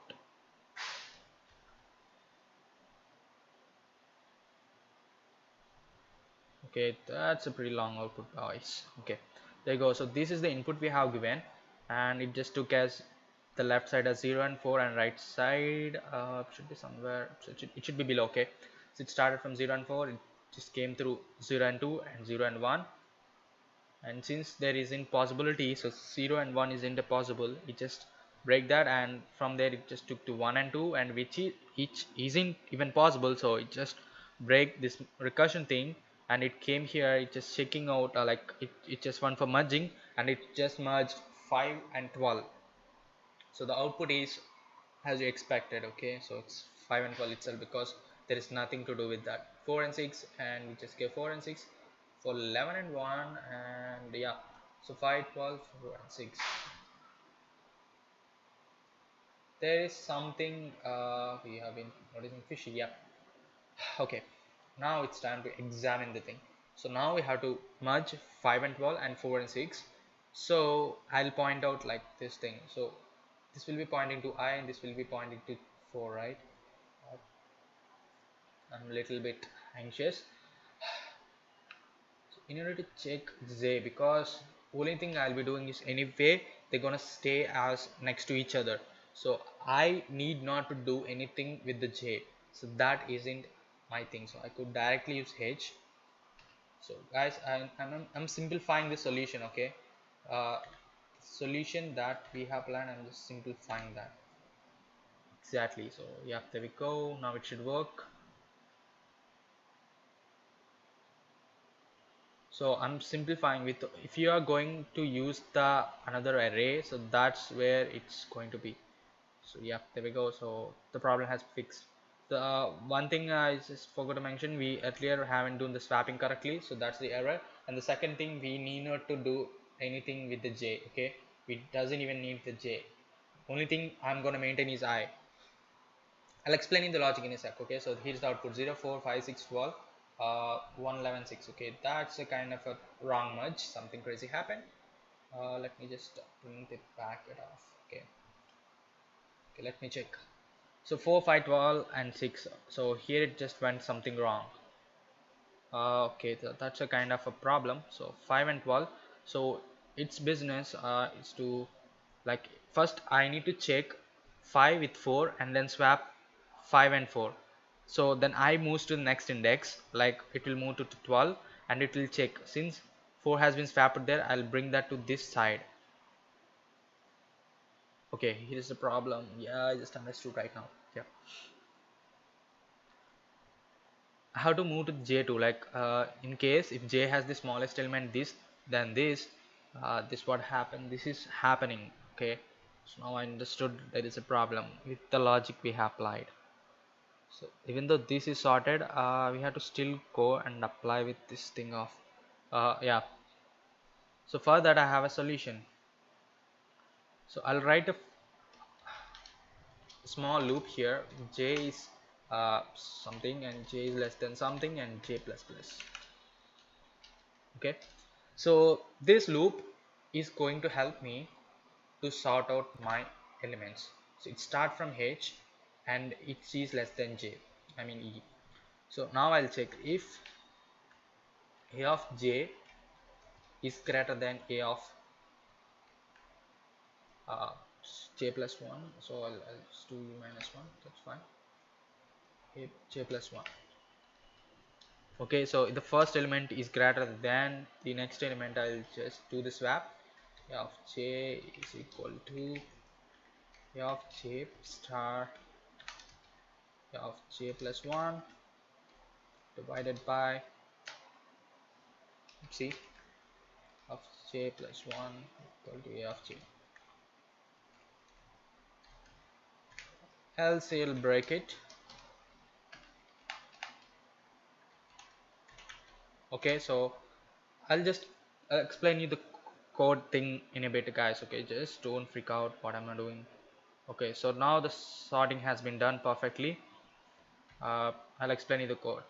So the reason I'm doing this because if you are using the second array, it's at a lot of time complex thing, because you need to put all events in second array and you need to merge them back, which is a time complex thing. Okay, so this is the array, so we're getting 0 1 4 5 6 6 11 12, which is a sorted array.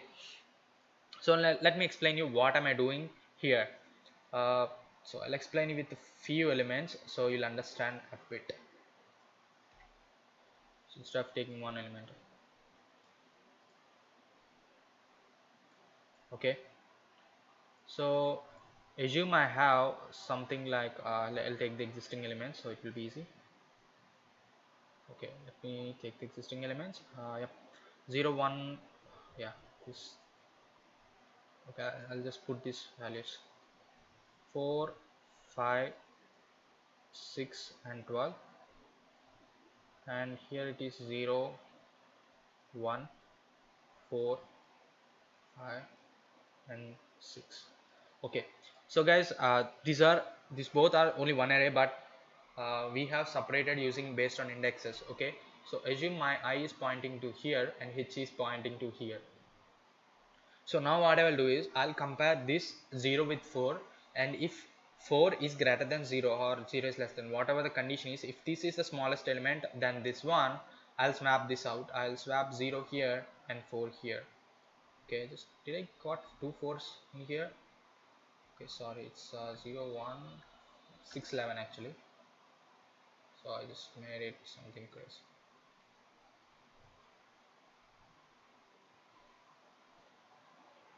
Okay, 6 11, yeah, there we go. So I just swapped 4 and 0, and still I will be getting 0 6 11, and this will be 0 5 6 12. So I'll do nothing with this array. Okay, so this array will be staying like this. Coming to here, I'll check this with this. If there is a problem, I'll swap these elements, like I'll swap it to 1 and 4, and after 4 I'll check 4 with 6. Okay, so if there is no problem, I'll break the loop. If there is a problem, I'll again do the swap, so it continues. So when I just complete my loop, this will be in a sorted order back again. So now I'll check, so now I will be pointing here, so I'll be checking 1 with, so always the H is here. Okay, so now 1 will be checking with this thing, so I'm telling that I will be incremented. Okay, so I will only be incremented, whereas h it doesn't increment. Okay, it stays, always points to the first element in the second array that we are assuming. Okay, so now I'll swap 1 with 5, so it will be 0 1 6 and 12, so it will be 5 4 6. So as I said, I'll again sort this out. So the sorting is not just applying the sort, I'll just only compare this element with this element, because I have only swapped one element. The remaining array will still stay as the sorted order, so I need to check only one iteration. So order of n is the max of this. In the worst case, order of n will be the sorting of the second array. So I'll just swap it off, and it will be like 4 5 6 11. So now I'll take the 6, and 6 will be swapped again, so I'll be getting like 0 1 4 5 here. So I mean, I'm talking about the end. Okay, so here I'll be getting 6 and 6 11 and 12. So now you could see the array has been sorted out without even using the third array, like the another array that we are assuming we want to create. So this is how we do the merge sort, guys, without using uh, a new array. This is how I do the sorting. So I could do the same thing in Python if you just wanted. I'll do this because it's really required, so most of the time.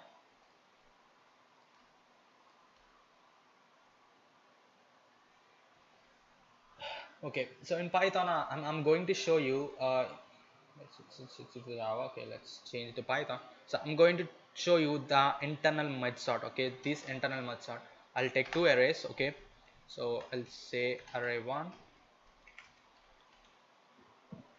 Okay, so let's take some random elements.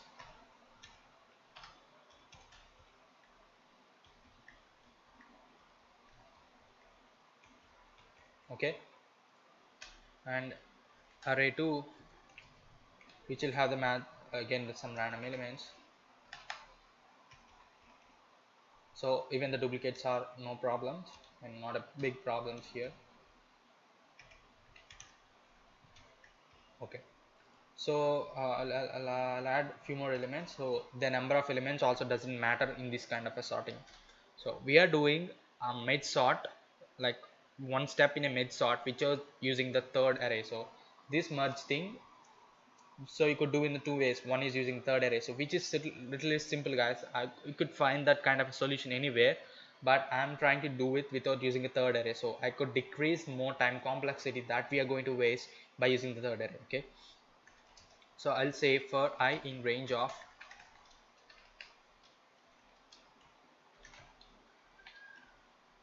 array 1. So my thing is to shift the array, so every time my I index will be pointing in one of the elements here. So for every iteration I will be putting the possible elements. Okay, one more thing I just forgot. So array 1. So as we know in merge sort, for every iteration that while we merging, the elements are in sorted, so I'll need to sort. So I'll just print array 1 and print array 2. Okay, so I'll take the elements. Okay, the first element here, and I need to compare this with the first element of array 2. So let me just run this program. Okay, compile this. I'll show you the values that I'm taking.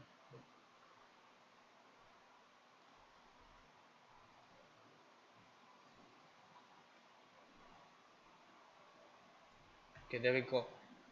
Oops, that shouldn't be.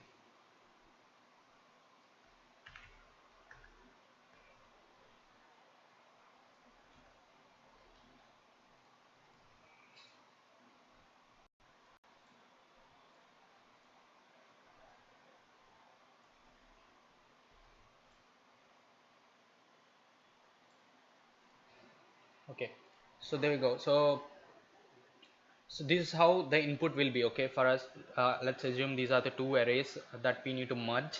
So now I'll take the first elements of each array, so this will be only pointing to this element, so I'll be only considering the first element in the second part of the array, I mean the second array, and this will be like this first part. Okay, so this part, let's do this. So I'll just compare if a of I is less than a of j. So like a of, not a of j, so arr of 2j, so it's arr of 1, and it's not j, it's actually 0 guys. Okay, it will maintain the constant because we'll only point in the first element in the second array. So these are the only inputs I'm considering. Okay, so now okay, just go. Okay, so if first element is just, I'll continue. Okay, I'll not disturb anything right now. So else, in if it's the else case. Okay, so less than or equal to array 2, I'll continue. If it's not the case, I'll just do. Okay, if it's either less than or equal to the array that I'm thinking of, then I need to apply this swap. So how do I do it? So I'll consider some temp variable which I'll have. I'll say arr of 1 of I, arr of, sorry, arr of 1 is phi equal to temp, not actually temp, I'm arr of 2 of 0, arr of 2 of 0 equal to temp. So now I have been swapped, and then I have to apply the sort function. So if I apply the sort function, that will increase the time complexity, because the actual meaning of sort function is to sort every single element, but as we know we already have sorted, so only thing I have to do is only sort the elements until it is required, only order of n. So in the worst case, in average case, it's only order of 1 if element is perfectly fine. Okay, if it's actually the solution. So if j in range of length of array 2, okay, so the second array part, I'm just doing loop. So if a of j, so it's like actually -1. Okay, since we are doing +1 comparisons here, it's a of j is greater than a of j plus 1, then apply swap. So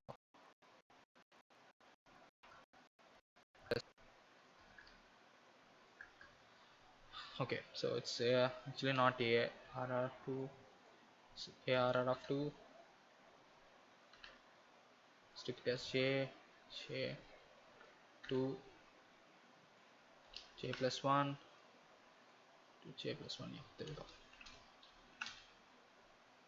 So if it's not the case, like if there is no such element, like the before element is not greater than the next element, we need to check the remaining elements, because the remaining are at least swapped, like they're in sorted order because we applied the sorted in first, so that's fine. So every time this loop runs, if I make a print statement printing the array 1 and then printing the array 2, okay, saying that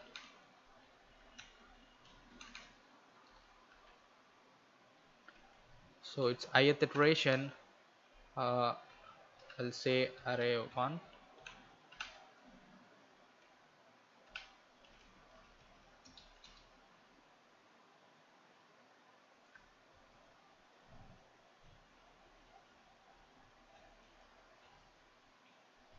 this is array 2, and finally I'll print the array 1 and 2 again at the last.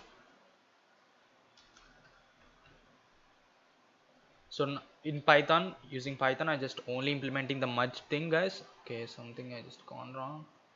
arr2 something we placed here. Let's go. Okay, come on, there we go, there we go. It should, yeah, fine. So that's a pretty good output actually. So let me just take it from here. What the hell?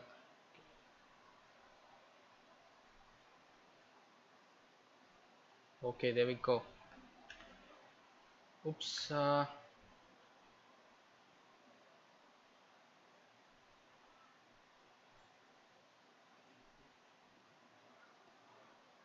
Okay, I need to press the half of part.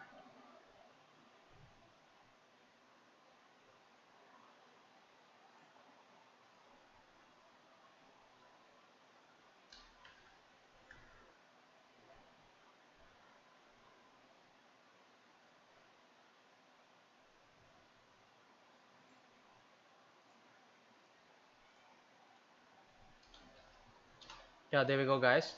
So now you could see the array has been sorted out. So 1 2 3 4 5 6, it's even the duplicates has been sorted out perfectly fine. So this is how we merge. So we take two sorted arrays, like in merge sort. In this method we'll take two sorted arrays and we'll merge them. So the merging will be done without using the third array. So this is how I came with the logic. So now you can see, so in the first index, like the first iteration, I have swapped 1 with 5. Okay, so it should swap 1 with 5. So 1 has been placed here exactly at the position, but coming to 5, 5 will be placed where it should be. It is not going to be placed here. So initially I'll place the 5 here. So I'll apply this second sort that I wrote, like this for loop will be applied. So it will swap the 5 to here, like sorry, so the swap will be done to here. So every time it will be compared to the next element, and then it will find its position where it need to be. So here the j for loop will be stopped because we find 5 is less than 6, so no need to compare any more elements other than that. So I'll stop here.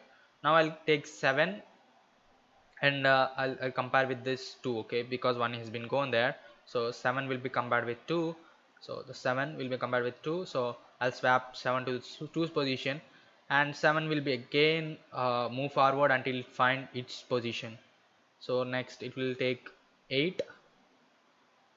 Okay, so that's about thing. So finally you could see the output has been okay. That's good. Okay, we got the output. So that's about thing. So only thing, okay, I just did sort in Java, guys. So whereas in Python I just only explained the merging thing. Okay, so this merge concept I just explained using Python once again. Okay, now our shell sort. Okay, so this is a little bit tricky. Hold on a second.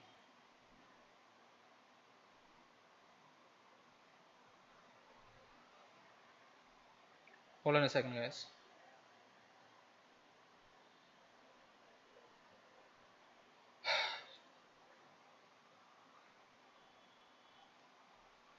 Okay, that's good. Assembly replaying. Okay, let before going to shell sort, I'll go through heap. Okay, so that's will be good. Yeah, so because it's little bit tricky, erase our heap. Yeah, let's go. So you know about trees, right? We haven't gone through trees data structure yet, but in the next, maybe in the next coming lessons we'll be going. So for now I'll explaining you in a brief about the trees. So if you know that trees are just like this, okay, so if you say, so if you start from root something like this, and it will have some a stem and the branches, and it will have some leaves, right? Not good at drawing this stuff. Okay, so this is how it will be like. So similarly in programming, we'll have a tree structure, but it is an inverted tree.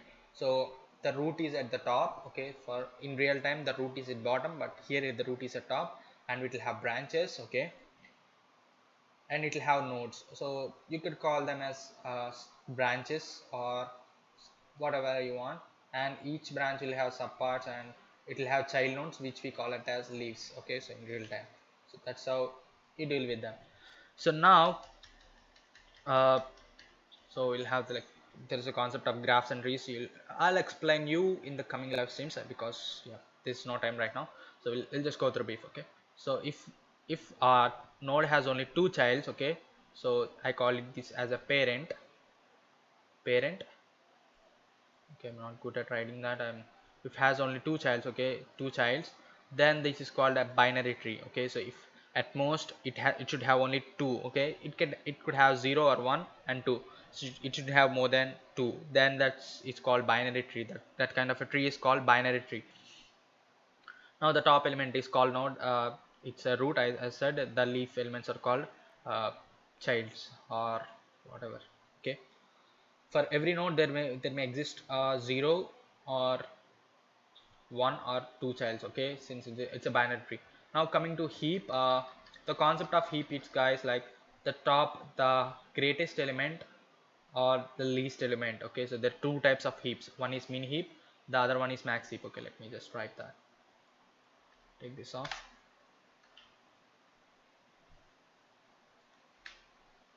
let's say it's a heap sort. Yeah, so we have two things, one is min heap and the other one is max heap. So either the of are really good. Okay, so let me just tell you. So either them of are really good. So the concept of mini heap is that your tree structure should be a heap is a it uses the binary tree, and if it is a max heap, okay, so the maximum element, okay, so should be at the top. It should be as a parent, so the elements less than it should be as childs. For example, if you have 8 in here, so this is wrong, so you could have 8 or anything, so it doesn't matter. So whatever it is, the parent should be bigger than its child nodes, then it is called max heap. Okay, so this is max heap. So whereas in min heap, the parent should be smaller than its childs, so you could have 2 and 3. So then this is called min heap. Okay, so I know I'm just drawing it back. Okay, so that's about min heap and max heap. Okay, so if the child nodes are less than the parent node, then we call it as max heap. Whereas in, okay, sorry for that. I'm just talking for the lot of time and my throat is really paining off. Okay, so the min heap is nothing but like parent is smaller than its child nodes. Okay, so I hope I just gave a brief. Okay, so in the next streams we'll go through them. For now, okay, it's a kind of, I just want to explain you the heap sort, so I'm just doing that now. Yeah, the concept of this binary heap sort. Okay, so this heap sort is to sort the elements using max heap. Okay, we'll use the max heap. So let's take this off. We'll use max heap to sort the elements. Okay, so how do we sort? So example, if you given some elements like e1 e2 is something like that and so on, so we'll take this element, so we'll construct tree using this thing. Okay, so I'll construct a tree, so like just like that. So I'll construct using the given elements, I'll construct a tree.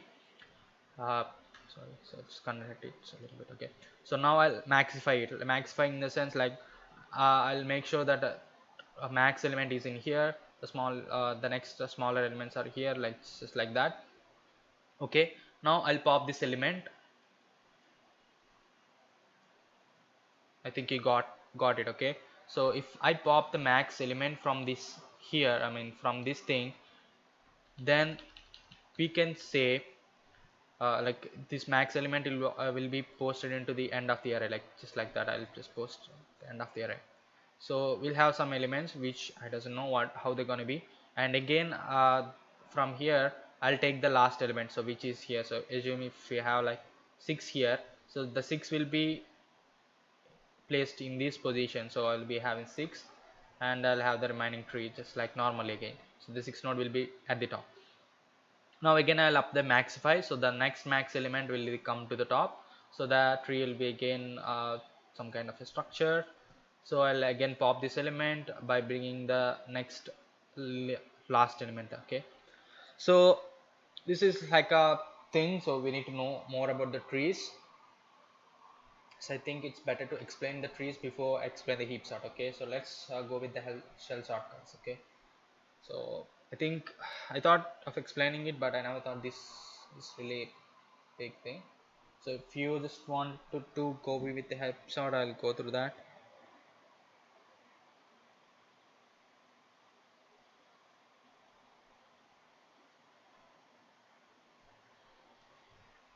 Okay, so I think it's better to go in the next stream, because I need to explain up the grass and trees. We also need to go through the some of these orders that we could trace, do the traces, like there are like post order, pre-order and in order of the trees, and we also have the level of order. So we need to go through a lot and then we'll come back. Okay, so let's go with the shell sort. This isn't gonna be this week, sorry for that. Okay, so shell sort is a simpler concept guys. Okay, initially you take n by 2 and you'll compare this with this left side elements. So wherever you find the smaller element than this, we'll just swap it out. So then we'll shift the ratios just like that. So we'll be start shifting the ratios one by one. So next it will be go to n by 4, sorry, n by 4, and it will just go to n by 8. So it's nothing but uh, since assume that you'll getting like n1 value, so I'll do like for this one I'll say n2 equal to n1 by n2. So for this I'll be saying like n3 equal to n2 by 2. So every time I'll coming on decreasing my ratios so as to do this swapping, so until it is 0, until this n3 some ni value becomes 0, I'll just do this.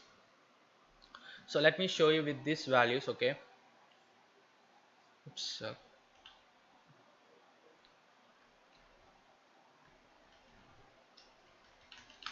okay, take this off. Okay.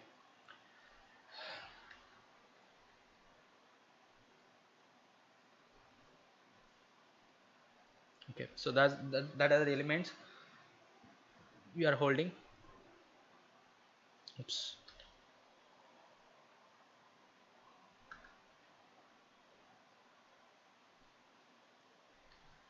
I'm just applying the division. Okay.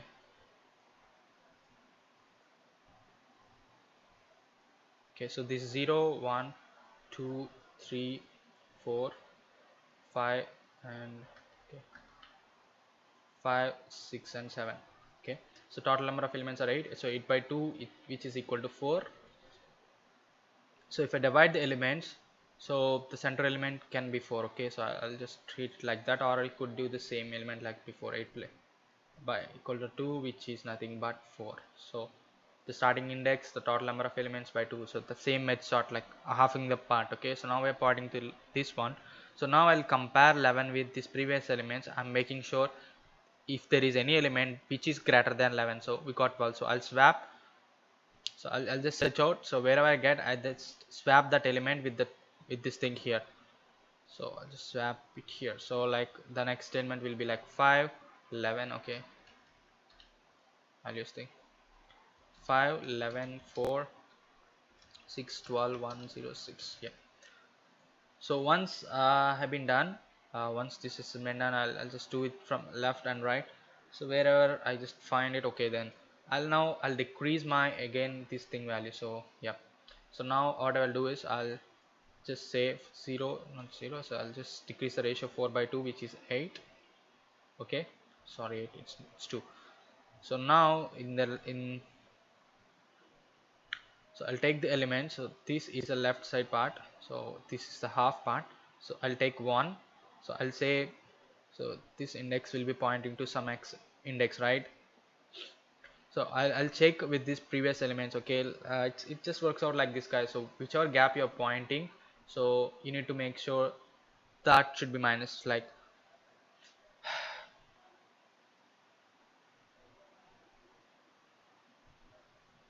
hold on a second, I'll just need, it's really confusing, right? I'm just confused right now.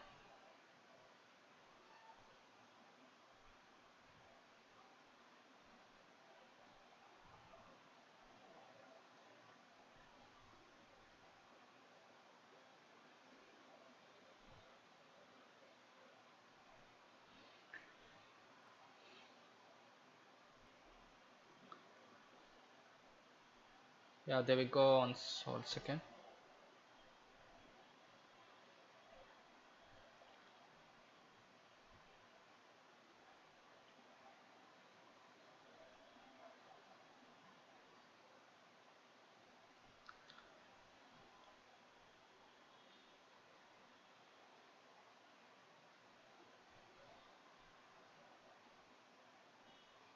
Okay, so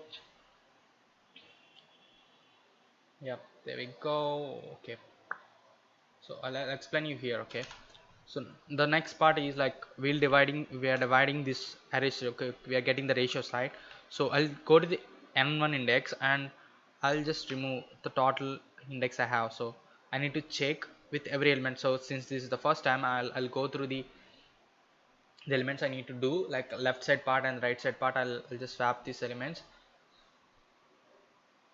See, that's really bad. Okay, so now I'll be checking with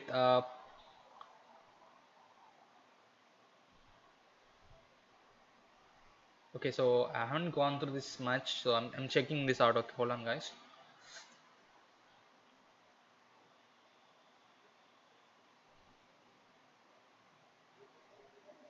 So the gap part is the same, and once we get the gap, we need to take the particular array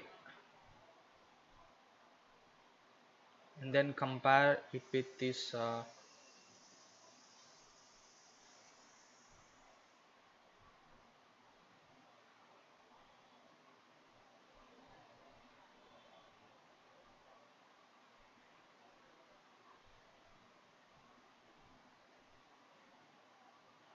okay, so it's like a left part array guys. Okay, left side sort.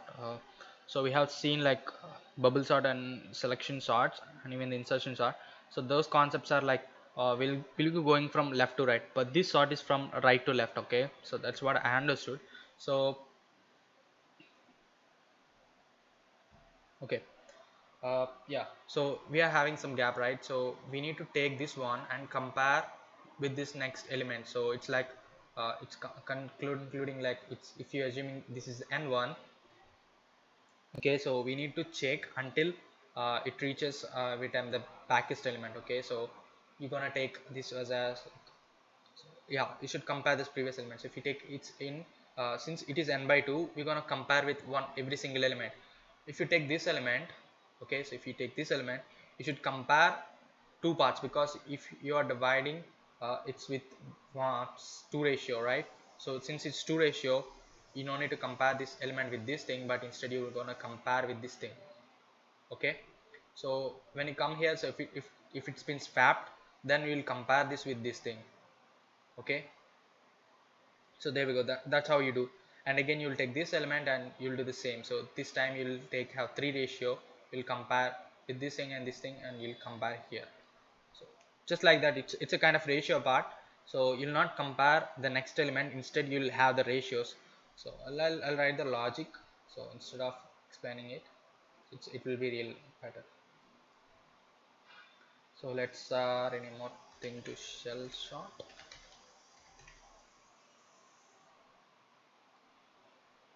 So it's the logic is pretty simple guys, I mean the programming logic, whereas the understanding this thing is difficult.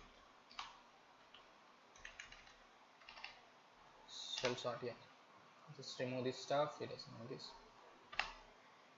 Okay, we need the array, and we doesn't need anything here anymore. Okay, I'll take this total n value, like the size of the array, so I just want to use the functions, which is a little bit problematic if you, yeah. So yeah, so now it should divide the ratios, right? For int n equal to capital N by 2 semicolon and is greater than 0, so we'll go through until it is 0, and I'll just increment the value. Okay, so now in this logic what we have decided is we need to compare these elements with this, with the upcoming element, like the ratio elements, right? So I'm literally just a little bit confused right now. I'll explain you through one of the website that I have referred. It's just been better because I'm thinking I'm just looping this out. I think it's what I'm getting is I'm explaining something wrong. That's what I feel right now. So I just wanted to go through the exact material that I have gone through. So it will be real helpful right now, like just referring that stuff so as to explain this actual stuff right now. Okay, so if you check the image, okay, so now this happens. So here it is called gap. Okay, so this is what I'm referring. So it said if n by 2, so this part, so they are taking this one and compare with this left element. So one by one select the elements to the right of the gap and place them at their appropriate position. Sorry, oops, okay, sorry. Okay, so it says one by one select the elements to the right of the gap, so it's saying right of the gap, and place them at their appropriate positions. Okay, so he's asking right elements should be sorted out. Okay, elements left of already smaller, so no change. So we have to compare 54 with the left elements. If any of them are bigger than 54, we need to swap them. Okay, one by one select the elements to the right of the gap and place them in the appropriate position. Okay, it's saying again that. So now we divide our ratio to 2. So wait,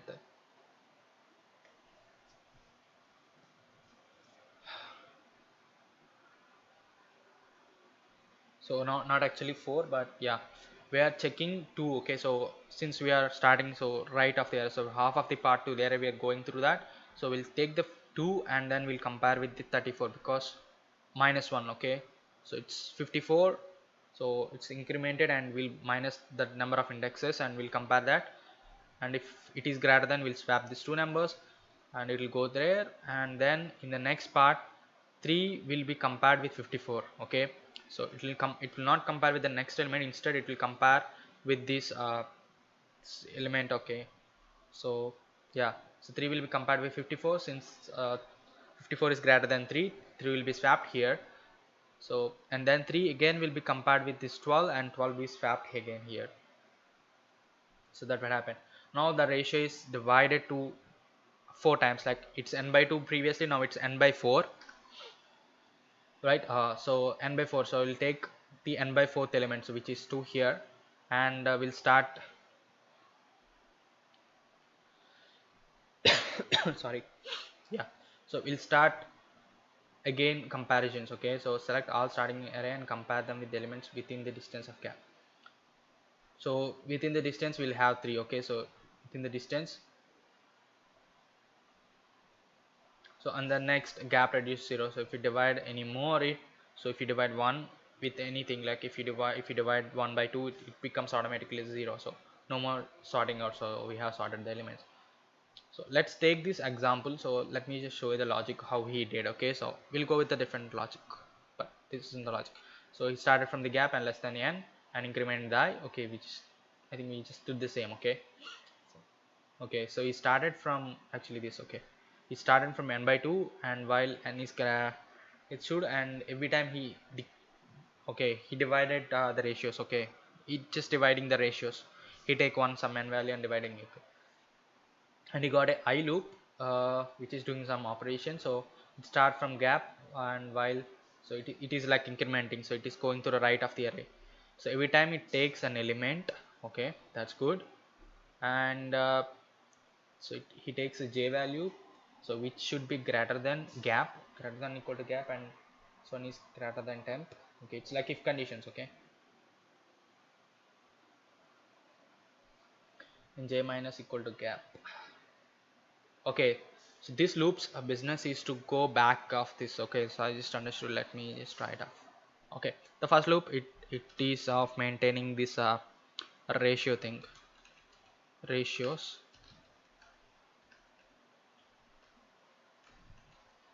Then now we need to take the right side element parts. Okay, that's what he's doing here. So he's taking the right elements. Okay, it starts from gap, so it's incremented, so which means have been gap sorted. So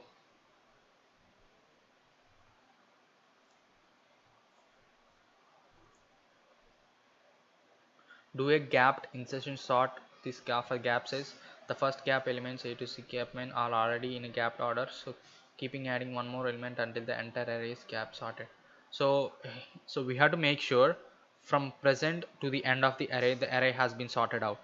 So for that so yeah, so this is where he used insertion sort. Okay, so do a gapped insertion sort for this gap size. So he is doing the insertion sort to sort the right elements. So it is a mixed sort, guys. Okay, so in that case yeah, so let's do some insertion sort here. So I'm applying the insertion sort, so I'll transfer it up because it's not this loop, this here. I'll apply a small insertion sort which should start from n.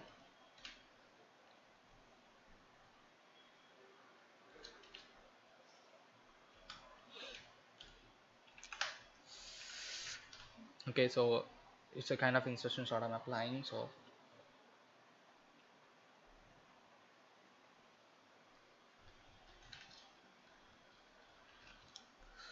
j plus plus. Yeah.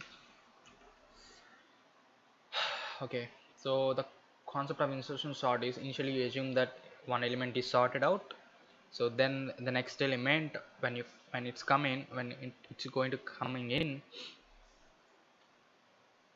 you're gonna start it, you're gonna assume it should be swapped off. So for that, j is equal to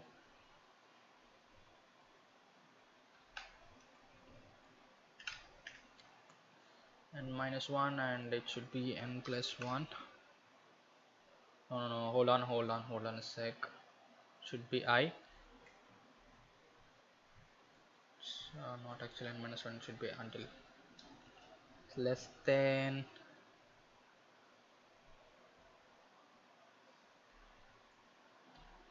yeah.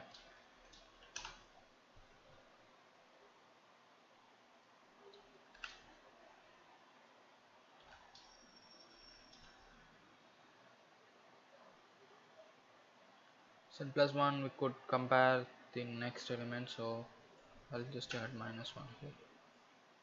So I'm doing the insertion sort inside the gap, guys, so yeah, let's make sure it's everything is fine. Okay, like we're getting the sorted elements. If so array of j is less than array of j plus 1.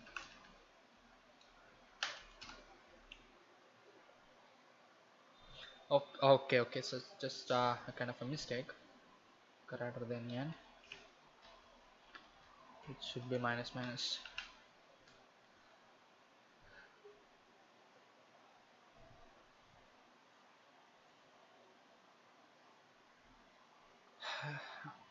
A little bit confusion over here again. Okay, let's take this off. Yeah, so the insertion sort is like 1 2 3 something like so let's see 4 uh, 10 and 6.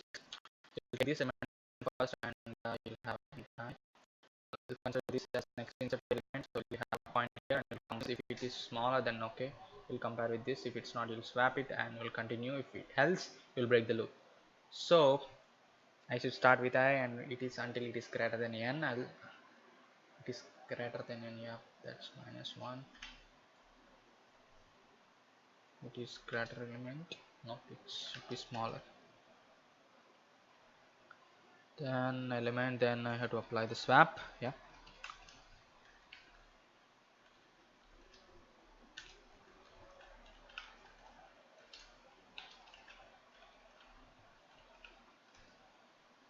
see, yeah,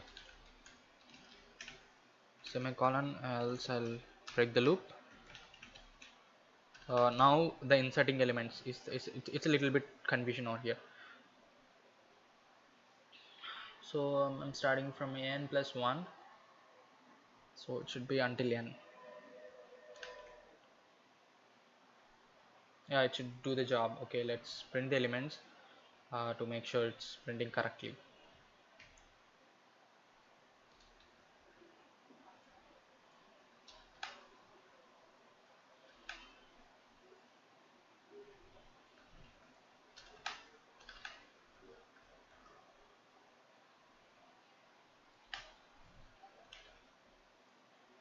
Run. So one more thing, I'm actually doing this. No, hold on. Yeah, something output came in. Not actually, but I have to do this here. N by equal to 2. So I have to divide the n. Okay. So yeah, something isn't good.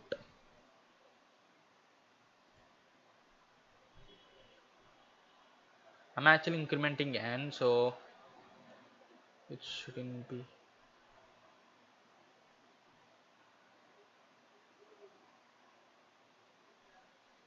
Let me do one thing here. So it just went into a infinite loop.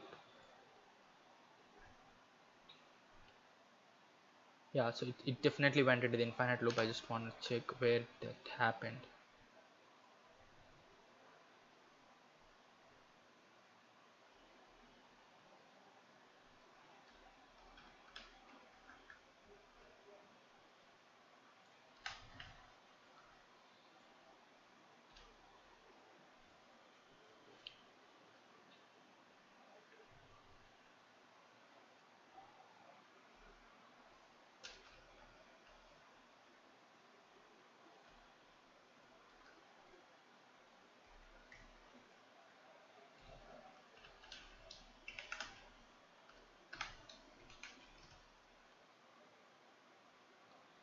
Yeah, I just wanted to know the J value. Yeah.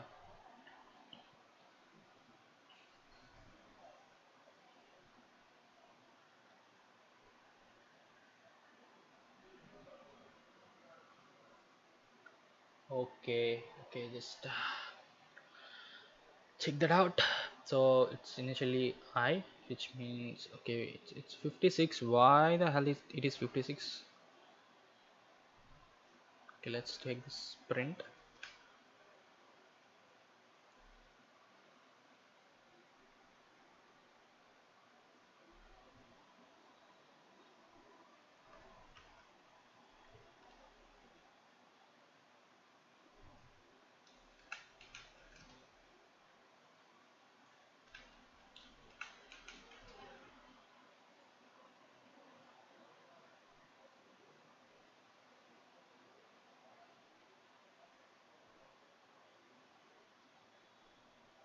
Okay, just understood what just happening. Okay, I need to print this here because every time in the loop I need to, while the loop ends, I need to just swap it off. Yeah, there we go. 5 and 5, that's okay, fine. Why J is 5? So before it broke out, so that's the value of J. So I just want to print the value of J over here. Okay,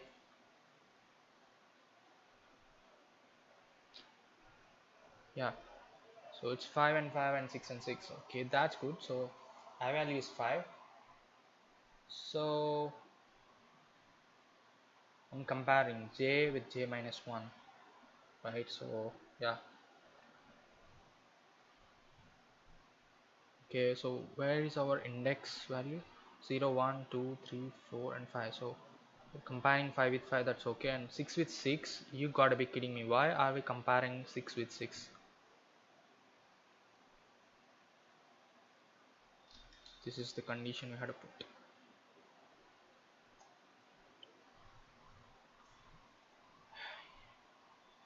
Yeah, there we go, that's what I'm talking. So the condition, it's a little bit problem, so I fixed it up. So now let's see what will be the this looping output when we just do it.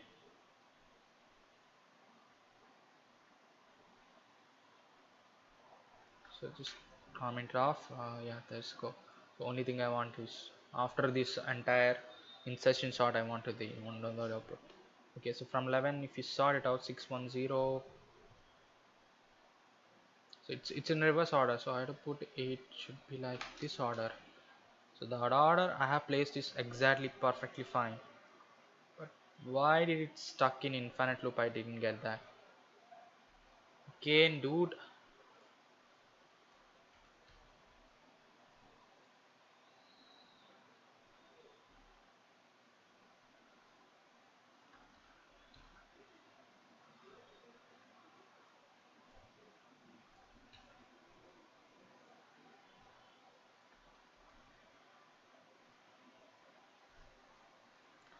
Okay, I think we can use the journal.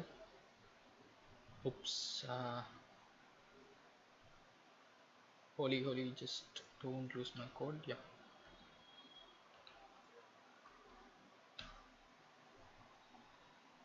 Yeah, just execute it. Just using the journal, guys. Yeah. Okay, there is an exception divided by 0. Where the hell did we divided by 0? Okay. That the exception we need to handle it off. Really perfect. Okay, hold on. We're dividing by 0. Okay. Okay, so there may be an element which might be a 0. So actually that thing isn't throwing the error, but this thing shows the error. So that's the problem. Yeah, I just got it right now. So let's change this to some 5 for now. So, so since we are doing that single line swap, that's the problem. Yeah, let me check. So we sorted out the elements. Yeah, the ratios goes back on. So every time we pick an element, it will be sorted out. So that's fine. So 1 4 6 6 8 11 12, that's fine. So since 5 hasn't been sorted out, it's because we need to apply this gap thing. So yeah, let me take up this green stuff. We doesn't need that. So So as they asked, we applied the insertion sort. Okay, so they asked some sorting, and here we applied the insertion sort. Okay, so we just completed the insertion sort. So like, yeah, so the next part, so he just asking add a of I to the elements that have been gapped sorted, save a of I in a temp and make a hole at the position I. Okay, so yeah, okay, so let me just understand this once again. Okay, so now we sorted the element. If you take some certain position, okay, so we have to go through gaps. Okay, so if it's n by 2, okay, it's a first gap, so we have to make sure we are maintaining one gap. So if it's 2, we have to maintain 2 gaps. If it's 3, we have to maintain 3, and it's 4. The gaps continuously gets on increasing, guys. Okay, we have to increase the gapping sizes. So that's the code here. So you could see, so initially it is only n by 2, so only 2 in this case because it's 2. And I'll show you, yeah, the gap here. Okay, so you could check the gaps here are going to be increased as the number grows.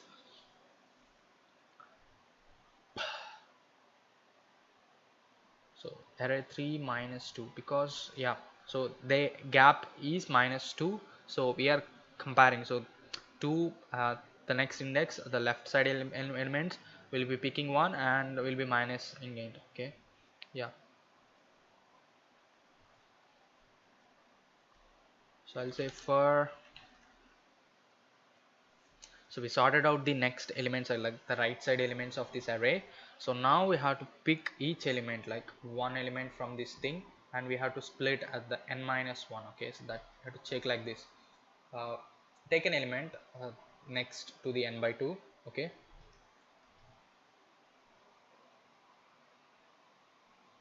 where the code is here. So there we go. So let me just show you code. So he took I here, and from that he started putting the elements back in their positions. Okay, so let me try my own method and see if it works. So I just want to follow that code.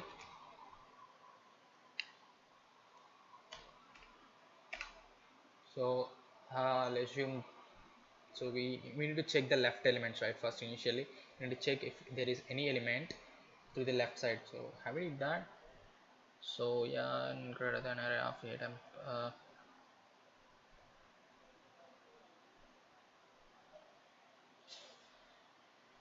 So put the temp in the original array in its correct location. So yeah, so do a gap insertion sort for this gap size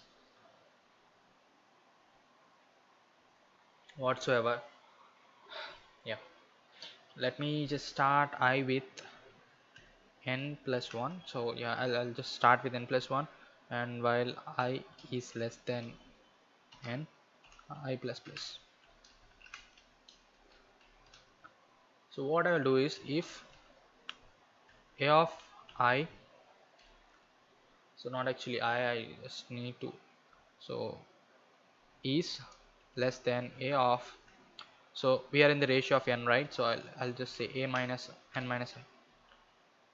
So not n minus I actually, so it's I minus n. Sorry, yeah, then I'll apply the swap that I need.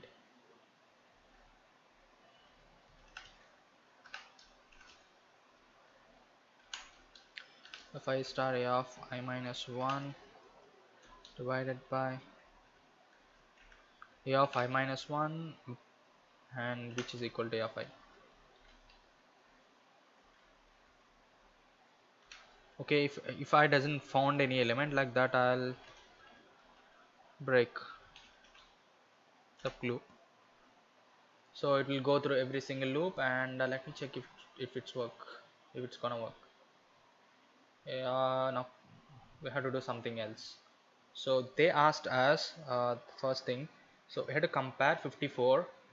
So one by one select elements to the right of the gap and place them at their appropriate position. So we sorted, so we need to sort the right side of elements of this element. Okay, we just did that, we just did using insertion sort. We are done. Elements left of 54 are already smaller, so no change. Hold on, so what the input actually here, it's 2 3, so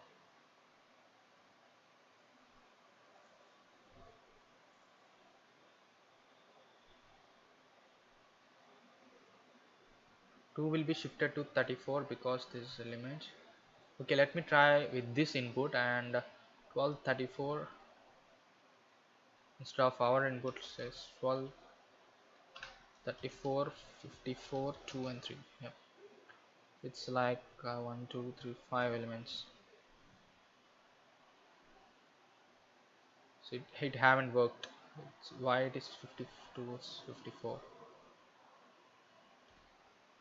Okay, let's just see what just happening. So we got 54 34, 2 and 3 haven't been sorted, and the first index has just been left.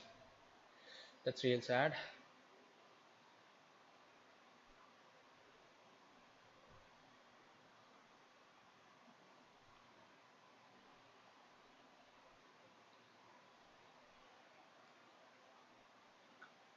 Have been thinking like when we come to element, we need to compare this element with the left elements before we do it, right? So for int I equal to 0 semicolon, not 0 but it should be n semicolon, I is greater than 0 semicolon I plus this. If a of I is then a of, not actually I should say n, is then a of n minus 1, it should be decreasing order minus, and this 2 also minus minus. Oopsie, I just, okay, I think this is not required if we do this, because I should be decremented, not decremented actually, that's fine. So we are doing one small thing here, guys. We need to loop actually. We shouldn't stop here. We need to apply the loop int I equal to 0 semicolon j is less than, it's not actually j, it should start from I and it should be greater than 0, and it should minus minus.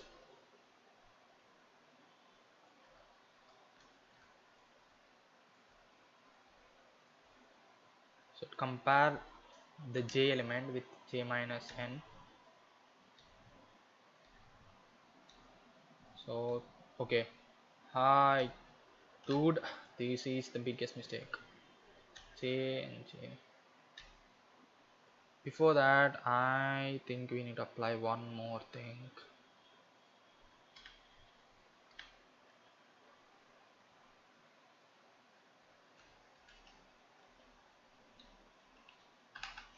If j minus n is less than, okay, it's less than 0, how to say break, or else we'll just say break here.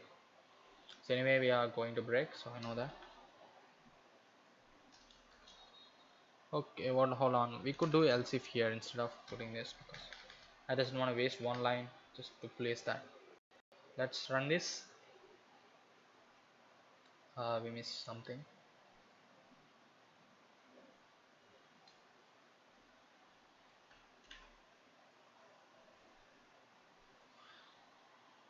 Let's execute this off.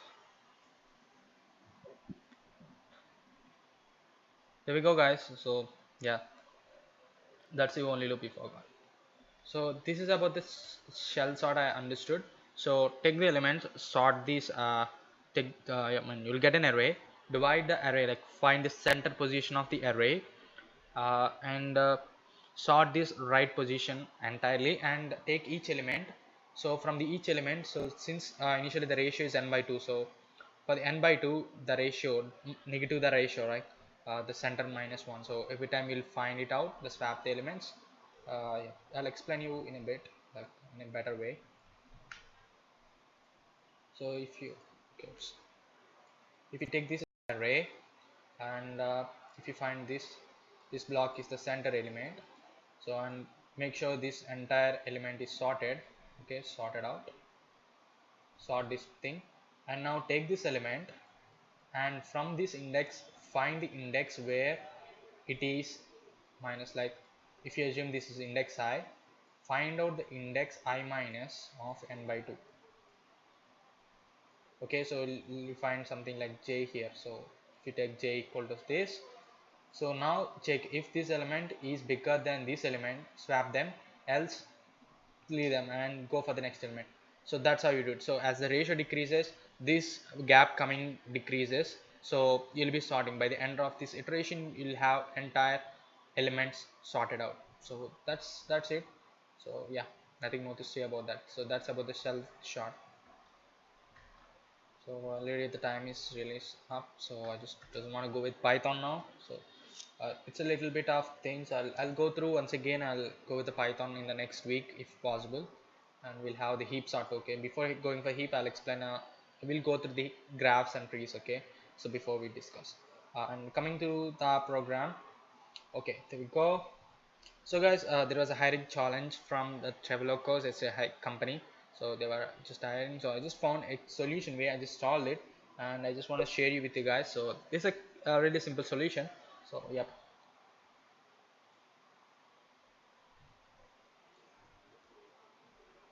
Okay, this is the question I just got. Okay, so you are given a stack of n integers in one operation. You either pop one element or push a popped element into the stack. So you're given to maximize the top element of the stack by performing k operations. If the stack becomes empty after performing k operations and there is no other technique for the stack to be non-empty, then print -1. Okay, so print the maximum possible top elements of the stack after performing exactly k operations. Okay. uh, So this is the question. So what they were asking us is they will be giving us a stack. So the k operations, in the sense they will give us a length, like you could operate these many operations. In those operations, it's up to you. You could perform either push operation or pop operation. So in stack there is only two operations possible. One is push and the one is pop. So you'll have an option of k operations. So in this among, like, you could, if you get a chance, you could pick push or pop. So while pushing, you're not going to push new elements. Okay, so before pushing you need to pop the element. So and if you wanna insert the element, you need to pop the element. Okay, so that's what I mean. And that's what. Okay, so you only can do up to k operations. For example, if the array size is 8, you could, if k value is 5, you could only go 5 operations. Either this can be all maybe push, all maybe pop, or they can be of mixed operations. So after performing k operations, where can we find the maximum element? So that's the question. Okay, so here they have given a sample input. Okay, so they have given like the number of array elements are 6, and we'll have option of performing 4 operations. So 4 in the sense like 4 is equal to k. So I have been given an array. Okay, so now we could do this thing. Okay, so let me just do it. Yeah.